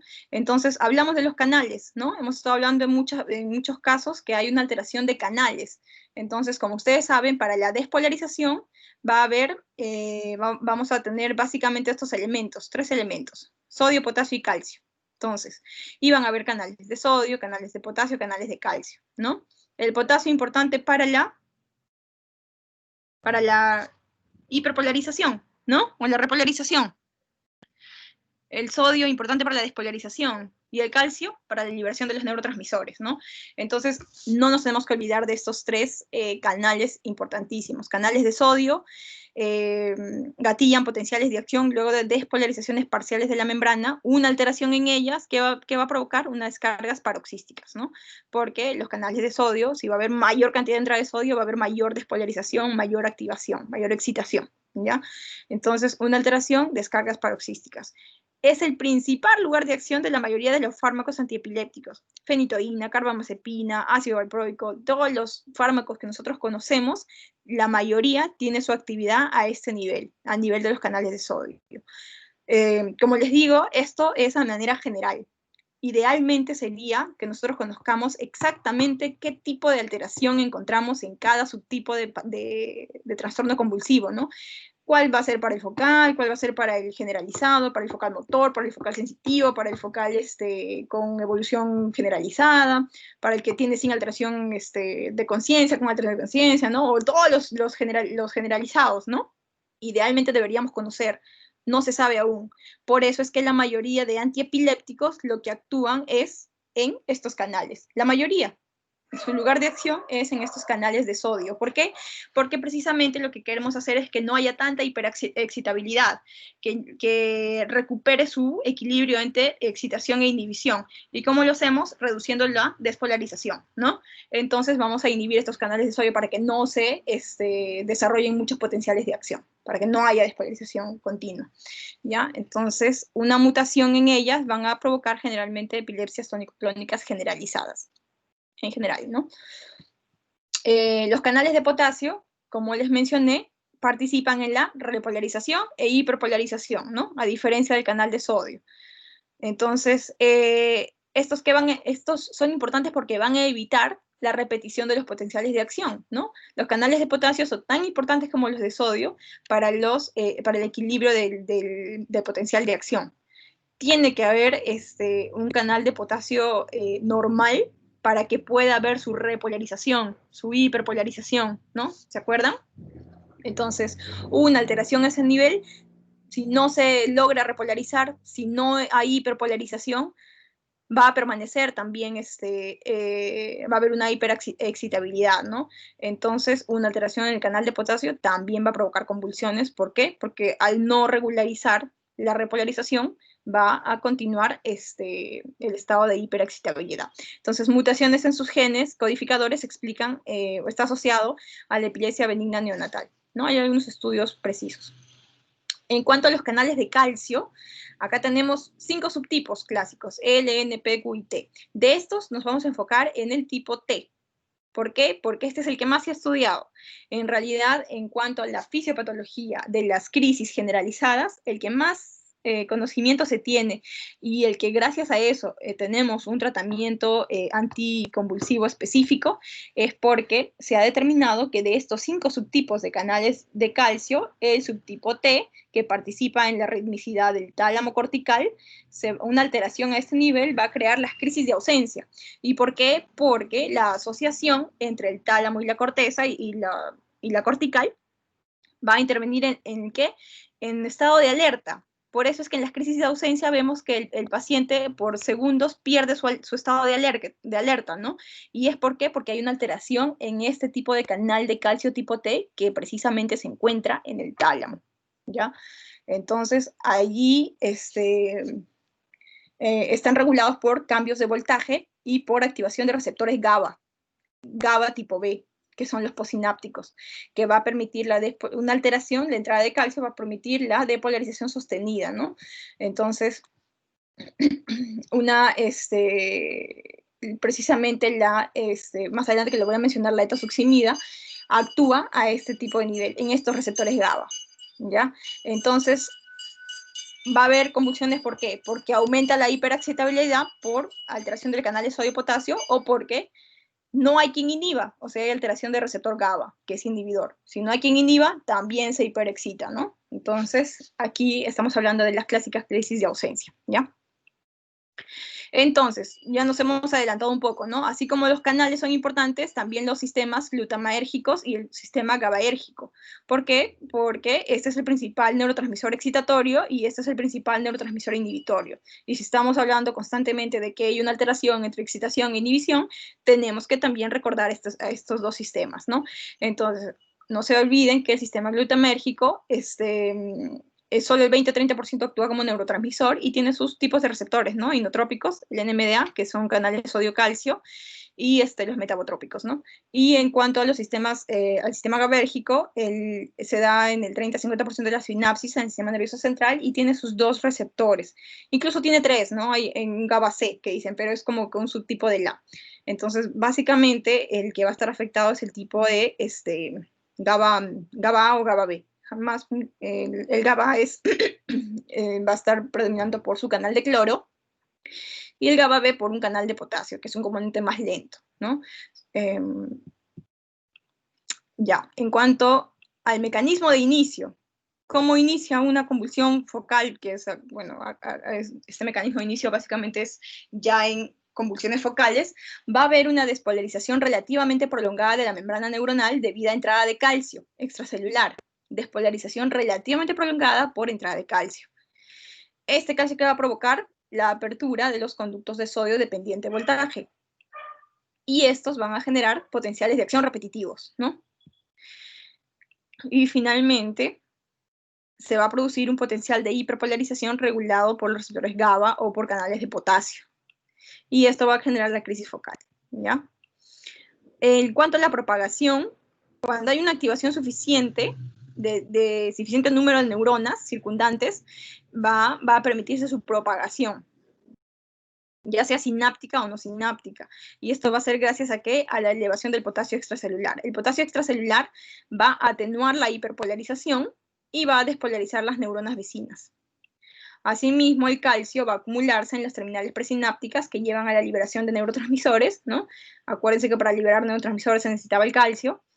Y la activación inducida de la despolarización del subtipo NMDA, ¿no? Del receptor glutamaérgico, que provoca mayor entrada de calcio y de activación neuronal. Entonces, es una cascada de hiperexcitabilidad. Además, van a haber interacciones cefápticas que provocan cambios en la osmolaridad de los tejidos y demás celular, ¿no? Que son esas interacciones celulares. No solamente van a haber mecanismos sinápticos, sino también no sinápticos. ¿Y esto es por qué? Simplemente por ósmosis. Por eso dice que va a haber un cambio en la osmolaridad de los tejidos y del edema, ¿no? Son mecanismos no sinápticos también. Y bueno, el reclutamiento de un número suficiente de neuronas provoca la propagación de la actividad convulsiva, ¿no? Hacia áreas contiguas a través de las conexiones corticales locales, ¿no? O hacia áreas más lejanas a través de las vías comisurales, como el cuerpo calloso, ¿no? Que es la vía comisural más grande, el cuerpo calloso que va a comunicar los dos hemisferios. Entonces, si llega hasta las vías comisurales como el cuerpo calloso, va a propagar esta activación de las neuronas y va a producir la convulsión generalizada, ¿no? Entonces, por eso es que también nosotros muchas veces a nivel de tratamiento quirúrgico de la epilepsia, lo que hacemos es desconectar el cuerpo calloso para evitar esto, ¿no? Para evitar esta comunicación entre ambos hemisferios. Y que tiene buenos resultados, ¿eh? Aparte del otro tipo de de epilepsia, que como les mencioné, el del síndrome temporal mesial, que también tiene buena respuesta quirúrgica, ¿no? Pero en ese caso está a nivel temporal, ¿no? Y la exéresis se hace de la parte temporal epileptógena. Aquí lo que hacemos es desconectar prácticamente los dos hemisferios, ¿no? Al hacer una callosotomía. Bueno, y en cuanto al diagnóstico, la anamnesis y la exploración física, pues, importante, ¿no? ¿Qué vamos a hacer en la anamnesis? Preguntar. Las preguntas se deben orientar hacia los síntomas que ocurrieron antes, durante y después del episodio, para determinar qué tipo de inicio tiene, si es un inicio focal o generalizado, durante, ¿no? Para ver si inició como focal y se evolucionó a un generalizado o sigue siendo solo focal, o de repente solamente fue una crisis de ausencia, ¿no? Entonces tenemos que preguntar básicamente eso, ¿no? ¿Cómo fueron los síntomas? ¿Cómo fue la crisis antes, durante y después del episodio? Luego hay que preguntar qué más, si hay antecedentes de convulsiones febriles, si hay antecedentes familiares, ¿no? De convulsiones, o si de repente tiene auras, ¿no? O convulsiones breves. Además, hay que descartar que no haya tenido de repente un antecedente de un trauma encefalocraniano, un accidente vascular cerebral, tumores, infecciones, ¿no? En los niños hay que valorar sus etapas de desarrollo. ¿Por qué? Porque muchos de ellos están asociados a retardo mental o alteraciones en el desarrollo. Entonces, eso también nos va a llevar a un diagnóstico. Hay que también estar muy pendientes en enfermedades sistémicas, ¿no? Trastornos electrolíticos, metabólicos, infecciones, fármacos, consumo de drogas, de alcohol, todo eso, cualquier alteración a ese nivel va a provocar episodios convulsivos. Entonces, una vez que ya hemos preguntado todo eso en la anamnesis, la exploración neurológica completa, ¿no? Buscando sobre todo signos de lesión cerebral hemisférica. ¿Por qué? Porque generalmente si son convulsiones primarias o benignas, como les mencioné, no tiene que haber focalización. No hay alteración de no hay paresia, no hay parestesia, no hay alteración motora, no hay hemiplegia, no hay nada, ¿no? A menos que haya una lesión subyacente en cerebro, ya sea tumor, infección, algo que esté ocupando ese espacio y le esté provocando de repente una focalización. Entonces, por eso es que nosotros en el examen físico, en el examen neurológico, tenemos que buscar signos de lesión cerebral hemisférica, ¿no? Entonces, eso ya nos va a orientar a que no es un tipo de repente, de epilepsia de tipo genético, hereditario o desconocido, ¿no? De repente ya es una causa secundaria a una lesión tumoral, a una lesión, a un absceso cerebral, a cisticercosis, no sé, a algo, ¿no? Ya nos va orientando un poco. Además, un estudio minucioso del estado mental, ¿no? Que abarca memoria, lenguaje, pensamiento abstracto, ya que estos pueden sugerir presencia de lesiones en los lóbulos parietal, temporal o en la parte anterior frontal, ¿no? La exploración de los campos visuales va a ayudar a detectar lesiones en el nervio óptico o en los lóbulos occipitales. En cuanto a las pruebas de laboratorio, tenemos que identificar, bueno, si ya hemos hablado que los trastornos metabólicos causan convulsiones, hay que descartar, pues, ¿no? Que los trastornos electrolíticos causan convulsiones, hay que pedirle electrolitos, glucosa, calcio, magnesio, ¿no? Un perfil hepático, un perfil renal, para ver si hay una alteración.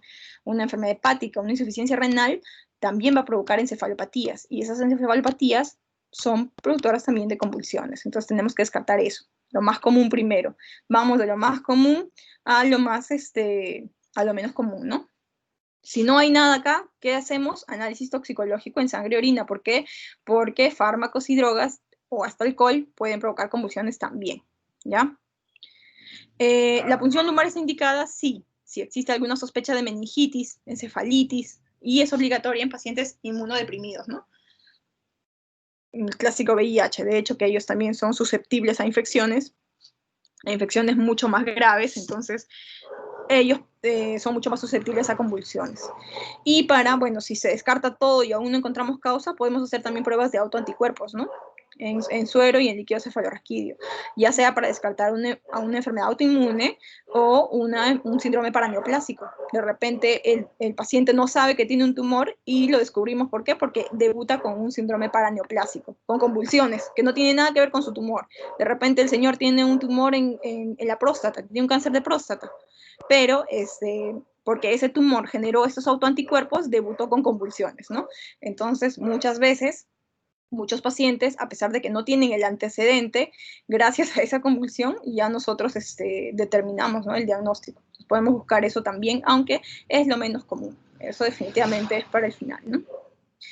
Y como mencionaba, el electroencefalograma sí nos va a ayudar, ¿no? No en el 100%, ningún examen es al 100% sensible, pero nos va a ayudar a determinar el tipo, ¿no? El tipo de lesión, incluso muchas veces el pronóstico, ¿no? Entonces, ¿qué vamos a evaluar acá? Vamos a evaluar las ondas. La frecuencia del electroencefalograma se mide en ondas por segundo. Y tenemos estos tipos de ondas. Acá les estoy poniendo para que ustedes ya de repente tengan desde ahora un poquito, ¿no?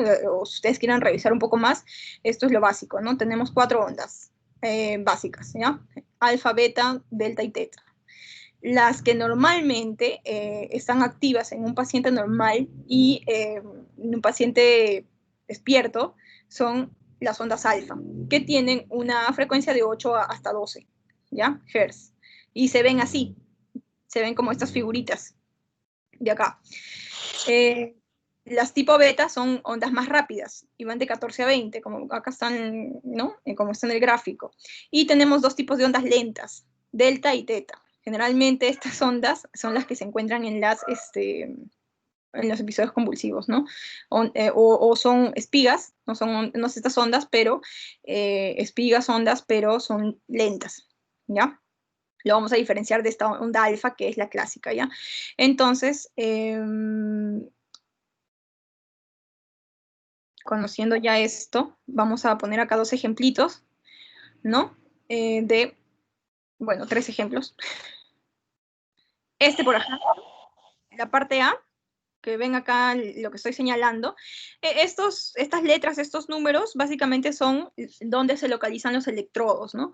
Los electrodos se localizan en la parte frontal y por eso es F, en la parte parietal y por eso es P, en la parte occipital por eso es O. Entonces, de acuerdo a las iniciales de dónde está localizado, es que se le ponen estas letras. Y generalmente los números pares es para el hemisferio derecho y el impar para el hemisferio izquierdo. ¿Ya? Entonces, aquí nosotros vamos a determinar si vemos de repente una imagen como esta, ¿sí? Como en la A, vamos a determinar un inicio de una convulsión tónica que muestra actividad aguda, repetitiva y generalizada. ¿Por qué generalizada? Porque vemos que está en números pares y en números impares a la vez, o sea, está en los 2 hemisferios. Está tanto en el hemisferio derecho como en el hemisferio izquierdo.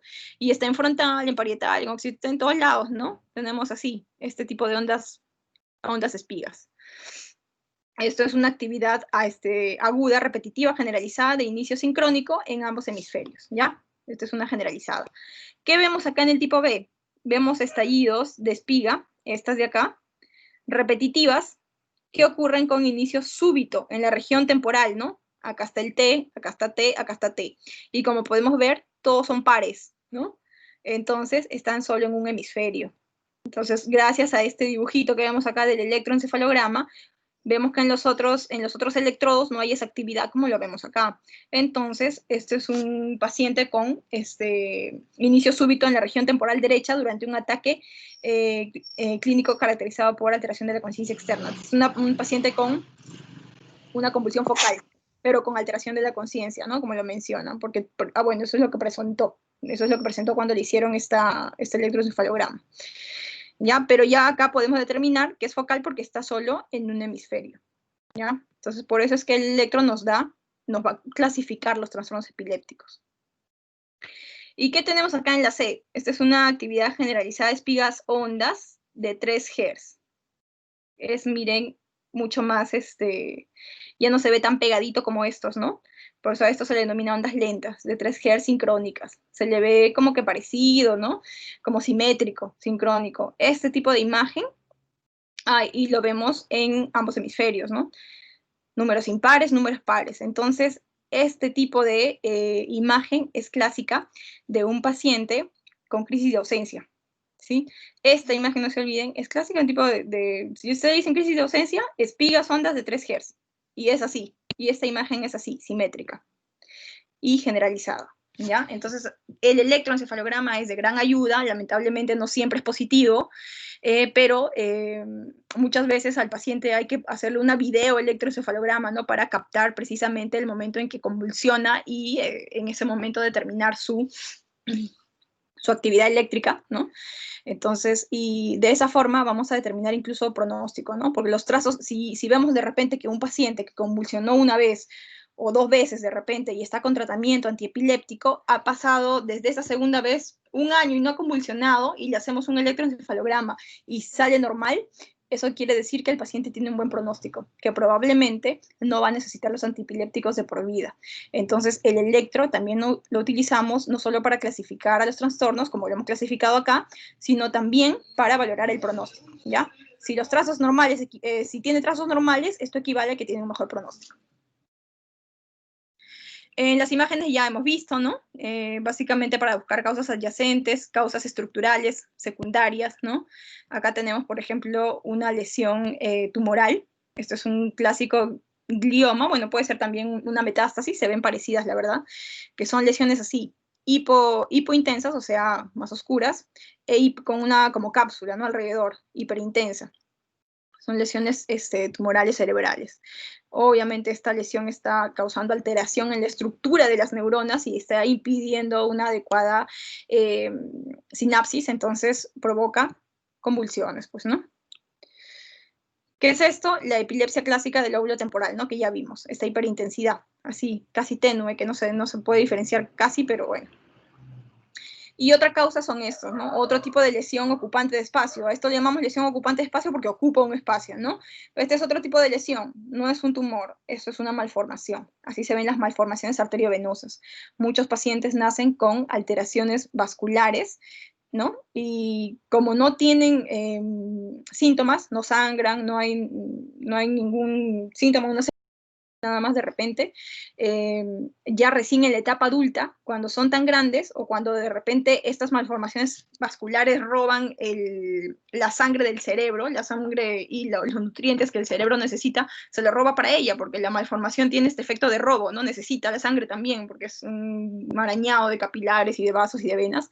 Entonces, cuando ya el paciente es adulto, por este fenómeno de robo, va a generar convulsiones. Y eso va a ser el inicio del diagnóstico, ¿no? de este paciente. Entonces, hay múltiples causas que nosotros tenemos que descartar para definir nuestro síndrome epiléptico, ¿no? Y para eso nos ayudan todos estos exámenes auxiliares, ¿no? Electroencefalograma, básicamente resonancia. En la resonancia se ve muy bien. Si no contamos con resonancia, aunque sea una tomografía con contraste, que también nos puede ayudar. Pero de elección, si nosotros tenemos todo en el centro donde estemos laborando, una resonancia, sobre todo para este tipo de pacientes, ¿ya? Y bueno, más adelante ya, cuando la ciencia avance, nosotros incluso vamos a poder identificar las mutaciones genéticas, ¿no? Causantes de epilepsia, ¿no? Bueno, en cuanto al diagnóstico diferencial, hay 2 trastornos básicos de los que tenemos que diferenciar, como bien dice el nombre, ¿no? Hay 2 trastornos de los que no podemos confundirnos, que es el síncope y trastornos psicológicos. Hay crisis psicógenas, ¿no? Hay pacientes, los pacientes, pues, psiquiátricos, ¿no? Por decirlo así, que simulan una convulsión.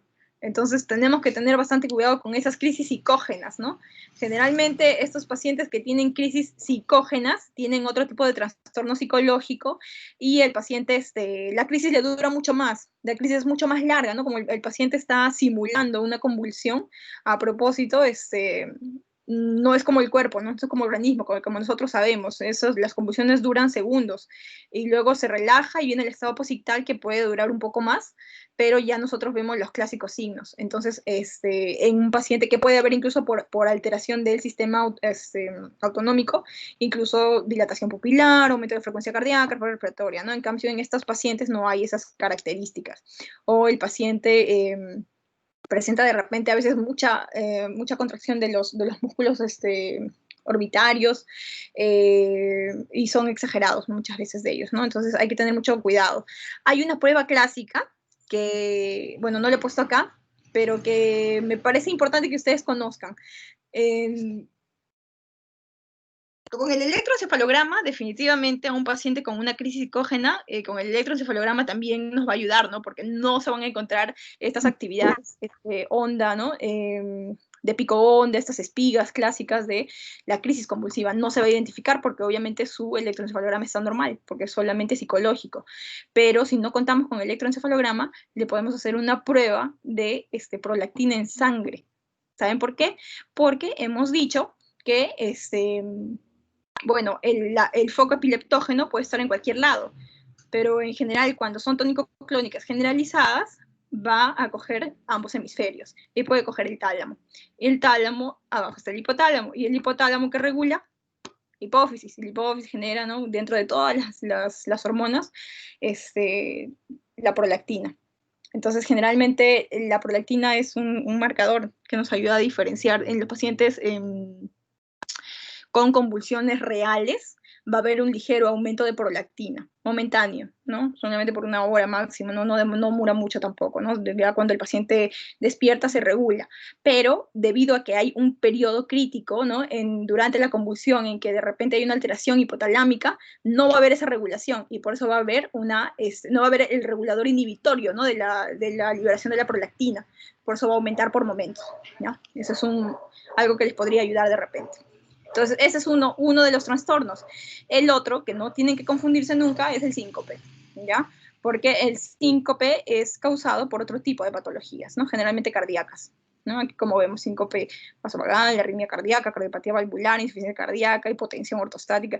Básicamente, el síncope que también hay una pérdida del sensorio, puede el paciente presentar caídas, ¿no?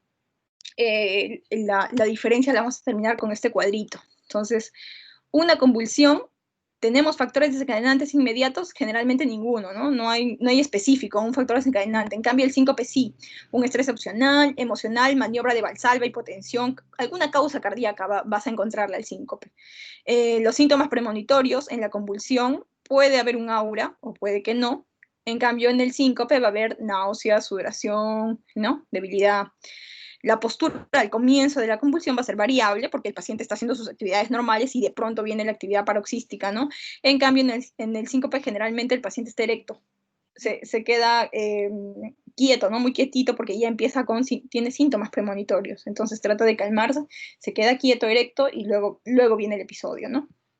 En cuanto a la transmisión a la conciencia, la convulsión suele ser inmediata, en cambio el síncope es gradual.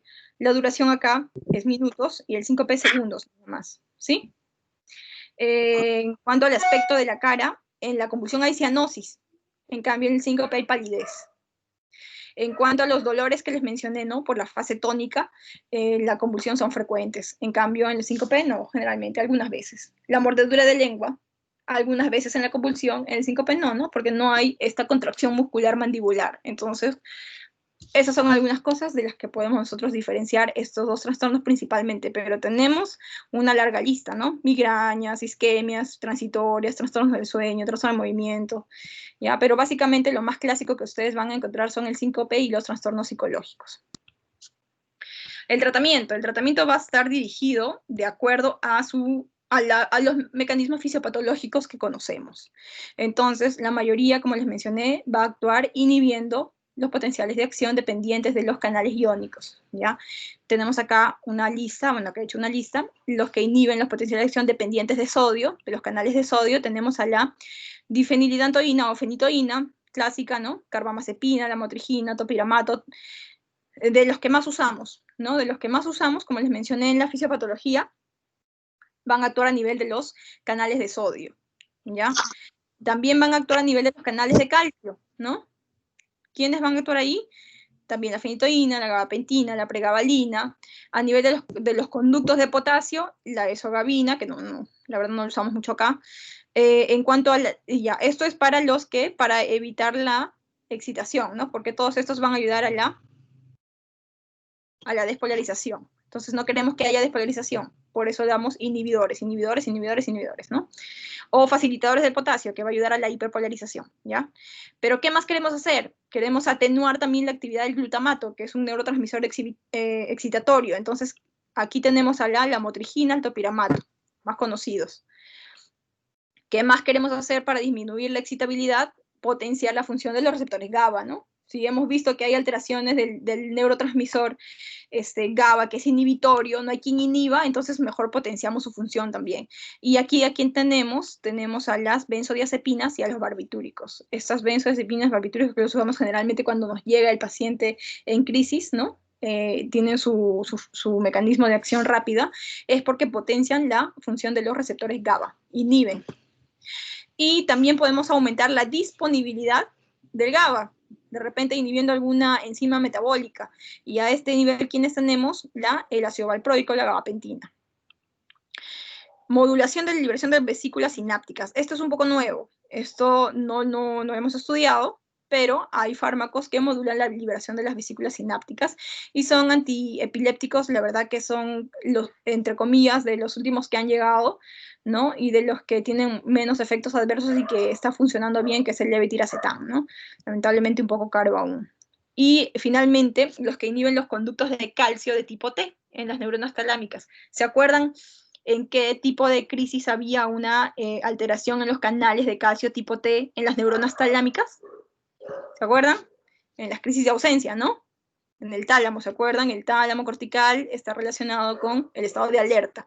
Entonces, una alteración a nivel de esos conductos de calcio tipo T va a ocasionar este tipo de crisis de ausencia. Entonces, ¿qué hacemos? Inhibimos esos conductos, y aquí tenemos a la clásica etosuximida, ¿no? Y el ácido valproico también, pero el que más se usa es la etosuximida para las crisis de ausencia, que es la que más se ha estudiado.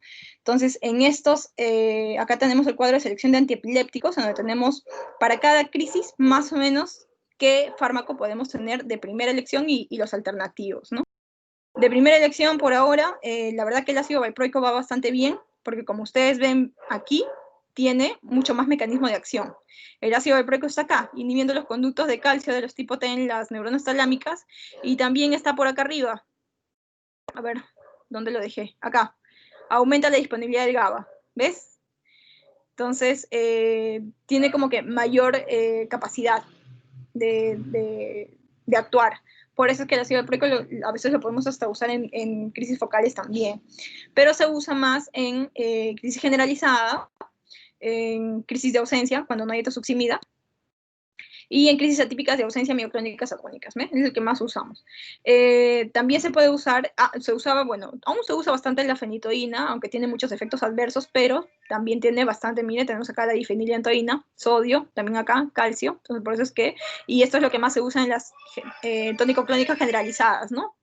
Todavía usamos eso, a pesar de que no está aquí, también todavía lo usamos, al menos acá en Perú, ¿no? Y bueno, en las crisis focales usamos carbamazepina, difenilidantoína, carbazepina, y finalmente el levetiracetam. El levetiracetam también estamos usándolo bastante. Y eso es todo. ¿Alguna pregunta, chicos?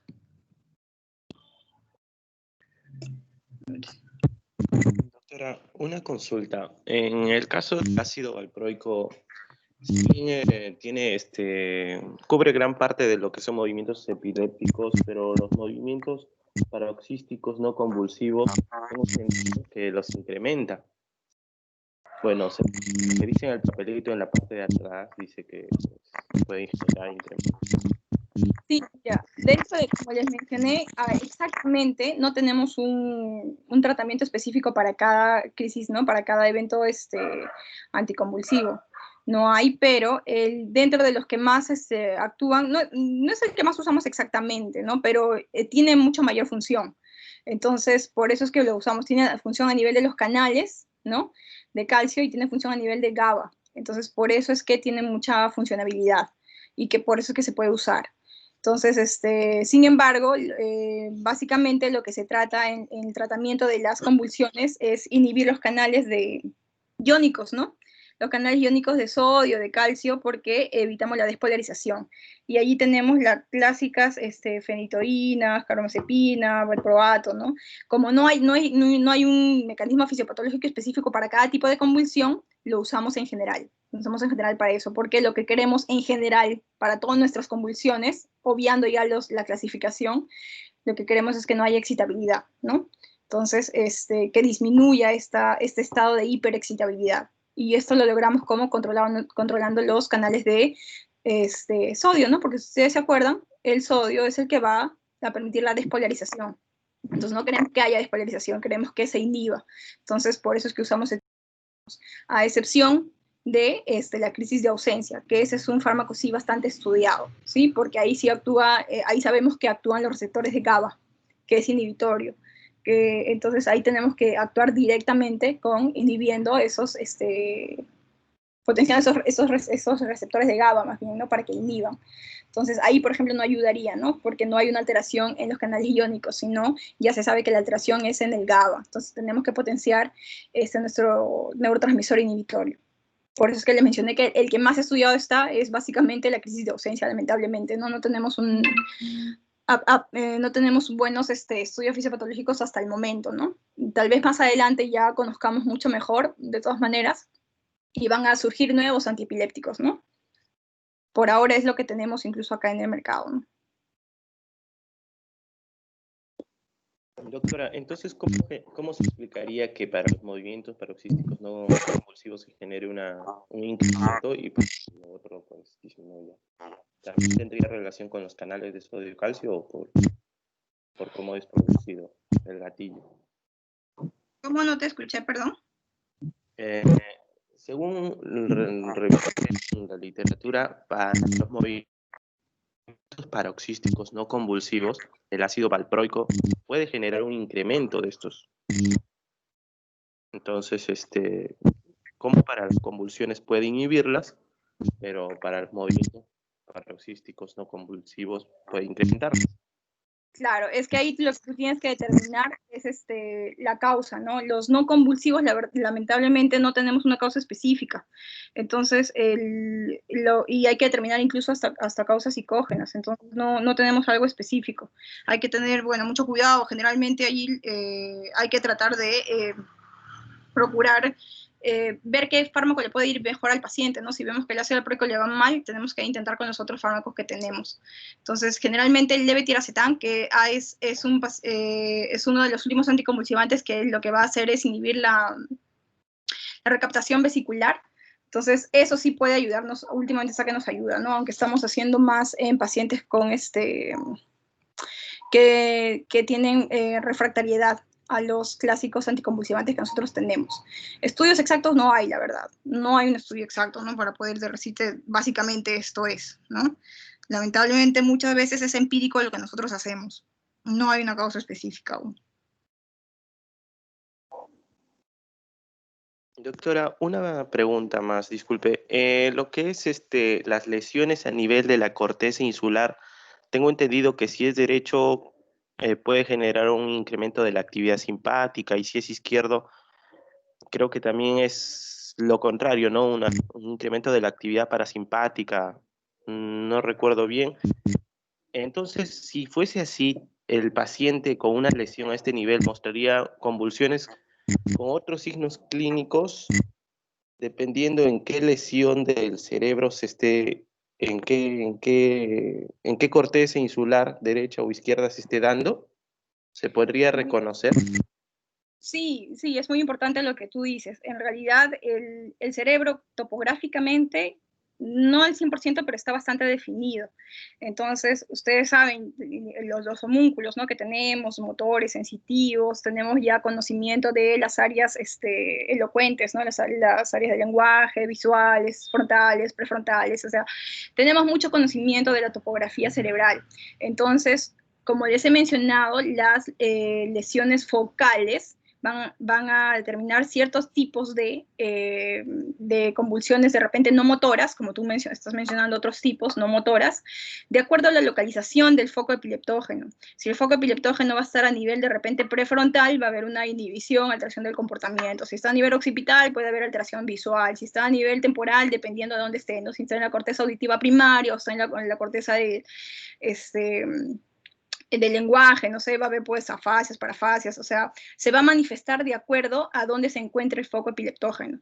Y ahí es donde nos va a ayudar lo que es algunas veces el electroencefalograma, ¿no? Por eso es que el electroencefalograma, los electrodos los colocan en distintas áreas, ¿no? A nivel frontal, parietal, central, occipital. a nivel de globo ocular, incluso también hay una parte cerca, ¿no?, que lo colocan, para, de acuerdo a eso, identificar en dónde está la zona epileptógena. Muchas veces hay que hacerlo eso intraoperatoriamente, porque a veces la densidad ósea no deja, ¿no?, una adecuada captación. Entonces hay mucha falla. Entonces ahí, cuando hacemos tratamiento de epilepsia refractaria, colocando electrodos intracerebralmente, podemos identificar el foco. Entonces, de acuerdo a los síntomas, como tú dices, de repente el paciente, su única señal de que tuvo una convulsión focal fue que presentaba alucinaciones visuales. Entonces, vamos a dirigirnos a la región occipital, que es la más probable que se haya afectado, ¿no? Entonces, sí se pueden presentar todos estos tipos de distintos tipos de convulsiones focales, de acuerdo al área que esté afectada. La ínsula tiene en realidad un montón de funciones. Si ustedes repasan, la ínsula es un centro de conexión con bastantes zonas, por su localización también, ¿no? Límbico, neocórtex, y entonces va a tener distintas manifestaciones, ya sea derecha o izquierda. Mire, esto de la lateralización no es al 100%, ¿no? No es que una persona zurda va a tener su hemisferio dominante en el lado derecho, no necesariamente, ¿no? Todo es porcentajes. Entonces, nos va a ayudar, sí, nos va a ayudar por el momento, incluso en las crisis motoras focales, de acuerdo a si la convulsión es en la mano, solamente es en la boca, solo es en los labios, hay automatismos, nosotros nos podemos identificarlo, ¿no?, por anatomía, pero específicamente ni siquiera te va a dar, ¿no? No necesariamente va a ser específico del derecho, izquierdo, o sea, tan precisos aún no somos, pero de que hay bastante conocimiento de la topografía cerebral, sí tenemos un conocimiento.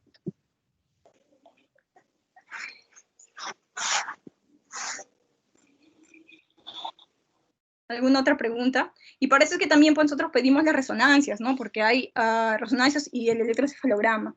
¿Por qué? Porque aparte de que el electro nos ayuda también a la localización, la resonancia tiene que correlacionarse, ¿no? Si en el electro te dice que la zona epileptógena está en el lado temporal derecho, entonces de repente hay un tumor allí, o hay un absceso, o hay, no sé, una malformación, o simplemente es una esclerosis, ¿no?, del lóbulo temporal mesial. Entonces, en la resonancia, nosotros hay que corroborarlo, ¿no? Si de repente no encontramos nada, no hay nada estructural, es algo primario, ¿no? Y si es que hay algo, como las causas que ya hemos mencionado, entonces ya estamos hablando de lesiones secundarias y hay que darle de repente otro tipo de tratamiento y no basta de repente con el tratamiento médico, ¿no? Entonces, es un todo, ¿no? Cuando vemos a un paciente tenemos que ir desde la anamnesis, desde preguntarle antecedentes, las causas genéticas, las más raras, esas las dejamos al final, ¿no? Porque precisamente son raras, ¿no? Entonces hay que buscar las causas más comunes y hay que permitirnos ayudarnos de los exámenes de laboratorio, ¿no?, auxiliares, el electroencefalograma y la resonancia para ubicarlo específicamente, ¿no?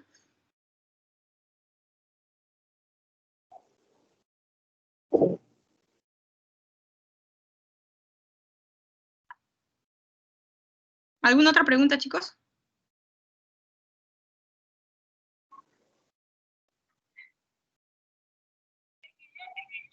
Doctora. Sí.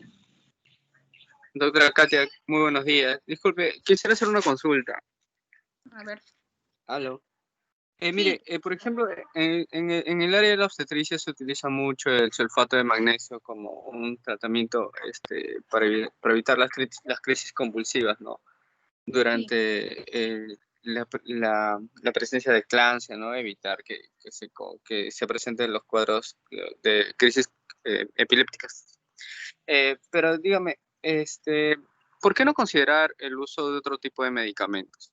Porque, bueno, hasta donde yo sé, el manejo es inmediato con el sulfato de magnesio, más que nada para evitar las crisis compulsivas. Claro. Bueno, aquí ya estamos hablando incluso de otro tipo de patología, ¿no? Las preeclampsias, que sí es bastante interesante, ¿no? Ahora como les mencionaba, los trastornos metabólicos pueden ser de todo tipo, por hiponatremia, hipocalcemia, hipomagnesemia, calemia, el cerebro no tolera ninguna irregularidad. El cerebro funciona cuando todo está normal. Entonces, cuando hay alguna alteración de tipo metabólica, ya sea por por la causa que sea, por alguna disfunción o por pérdida o por lo que sea, va a haber trastornos convulsivos. Entonces, en cuanto al magnesio, no hay que olvidarnos también que está importante en la fisiología neuronal, ¿no? Donde encontramos receptores de magnesio. ¿Se acuerdan? Porque está en un receptor importante que está regulando también la actividad. Estos canales de magnesio regulan también la actividad de este tipo de receptor. Entonces, por ahí probablemente la respuesta, ¿no? Hacia que por qué el magnesio es tan importante, ¿no? En algunas convulsiones, como en la preeclampsia, ¿no? El magnesio está, ¿se acuerdan?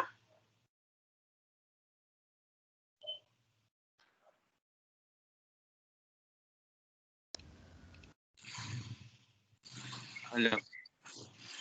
¿Se acuerdan o no se acuerdan? ¿Qué receptor? De glutamato, pero no me acuerdo cuál. Sí, muy bien, es el glutamato. Uno de los receptores que va a regular la activación del receptor de glutamato, perdón, uno de los canales es el canal de magnesio. Entonces tiene que haber liberación de ese canal de magnesio para que se activen, y si no hay, o si hay una alteración y hay mucha activación, entonces va a provocar convulsiones. Entonces probablemente esa sea la explicación. Exactamente de una preeclampsia, la verdad no te lo puedo decir ahorita.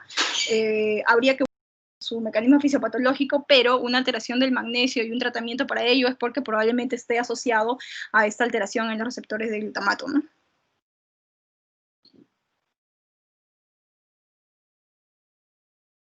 Ya, otra, gracias. Una pregunta, doctora. ¿Aún se sigue usando la lobectomía como opción para tratamiento de la epilepsia? Sí, no lobectomía, lo que se hace, como les mencioné, sobre todo el tipo de epilepsia que responde mucho mejor a la cirugía es la esclerosis mesial temporal. Entonces, en pacientes que están con más de 1 año, 2 años, con 2, 3 anticonvulsivantes y no se logra controlar sus convulsiones, ¿no? Porque hay muchos pacientes que son refractarios a tratamiento, a pesar de que, como hemos podido repasar, hay específicos para distintos canales, ¿no? Iónicos, para el GABA, para el glutamato, para todo eso, ahí tenemos distintos tipos de fármacos. Sin embargo, hay algunos casos que son refractarios, ¿no? Ahí es lo que les decía, que muchos clínicos, muchos neurólogos lo que hacen es regularizar, individualizar y empíricamente indicar distintos tipos de anticonvulsivantes. Sin embargo, en pacientes en los que no se logra controlar y ya hay una afectación cognitiva o en el estado de calidad de vida del paciente, sí se opta por la cirugía. Dentro de las cirugías hay varias opciones, como les mencioné. Si encontramos en la resonancia una esclerosis mesial, podemos hacer un exéresis de esa localización. Entonces, ahora el electroencefalograma intraoperatorio incluso nos puede ayudar, ¿no? O el electro previo también que se le hace, también ayuda a localizar, porque no se saca todo el lóbulo temporal, no se saca todo el hemisferio, ¿no? Se saca solo la lesión focal epileptógena. Si encontramos a nivel mesial, sacamos eso. Se puede sacar la parte, básicamente la parte medial del temporal es la más epileptógena, entonces pueden haber amigdalectomía, perdón, hipocampectomía, ¿no? Porque también hemos visto que el hipocampo está alterado, o en las generalizadas a veces hacemos callosotomía, hacemos una desconexión, por decirlo así, del cuerpo calloso. Entonces, de esa manera tratamos de evitar que la crisis se generalice, que ya no pase al otro hemisferio, ¿no? Entonces, de esa manera uno trata un poco de controlar, ¿no? Y sí hay buenos, sí hay buenos resultados, ¿ah? Sí regulan en muchos pacientes niños, sobre todo, que lamentablemente los niños son varios candidatos para este tipo de cirugías, porque son los síndromes con los que, al menos los síndromes genéticos que se asocian a ellos, son refractarios. Y posterior a la cirugía, sí, muchos de ellos han reducido, muchos de ellos no se les quita el tratamiento anticonvulsivo, pero de 3 puede bajar a 1, ¿no? Y las crisis bajan enormemente, ¿no? Si presentaba 10 al día, de repente 1 al día y va a ir mejorando, ¿no? Y con buenos resultados, ¿no? No hay alteración del sensorio, ¿no? Generalmente.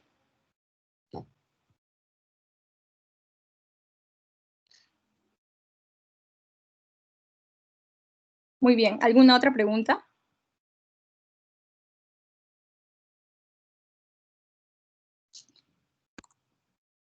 Bueno, sí. Doctora, Sí. buenos días.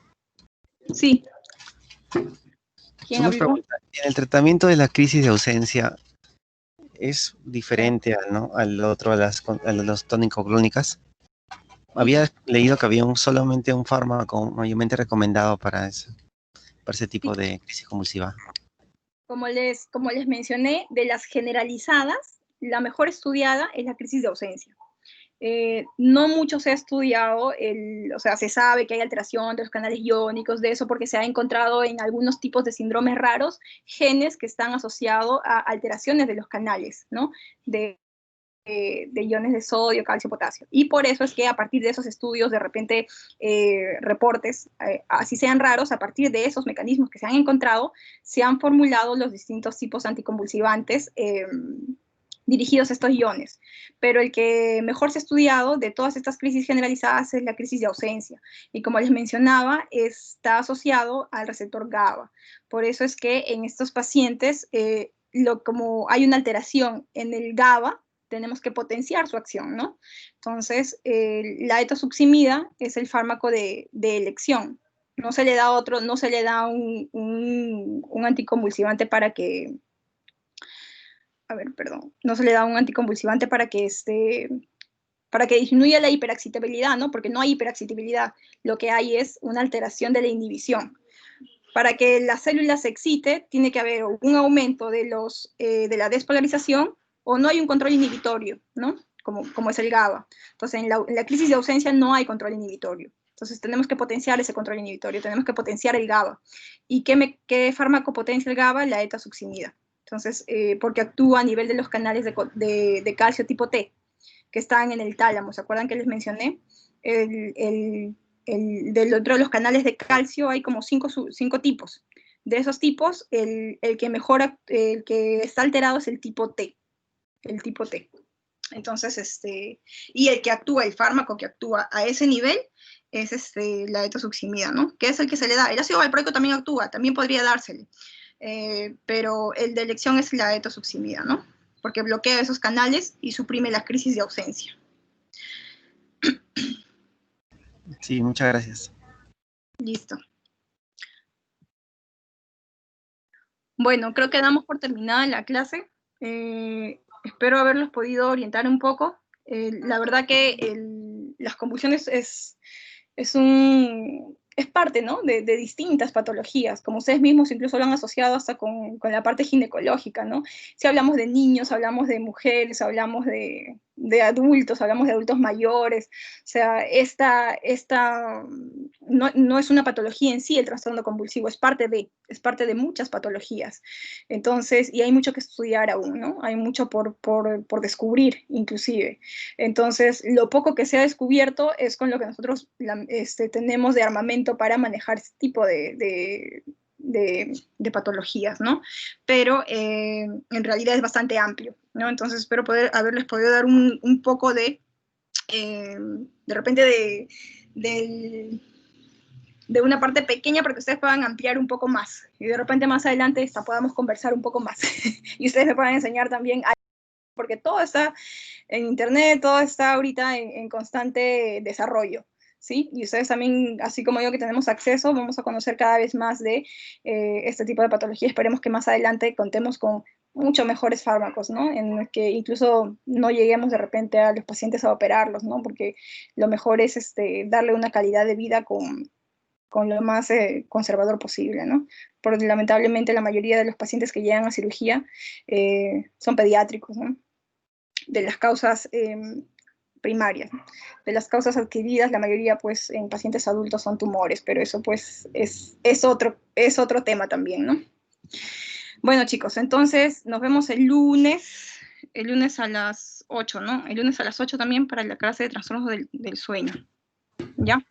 Sí. Ahora Doctora, ¿podemos finalizar la grabación? Perdón, sí.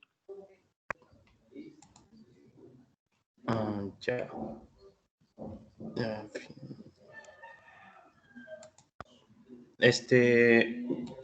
Les quería comunicar a los compañeros que sobre el cambio de la fecha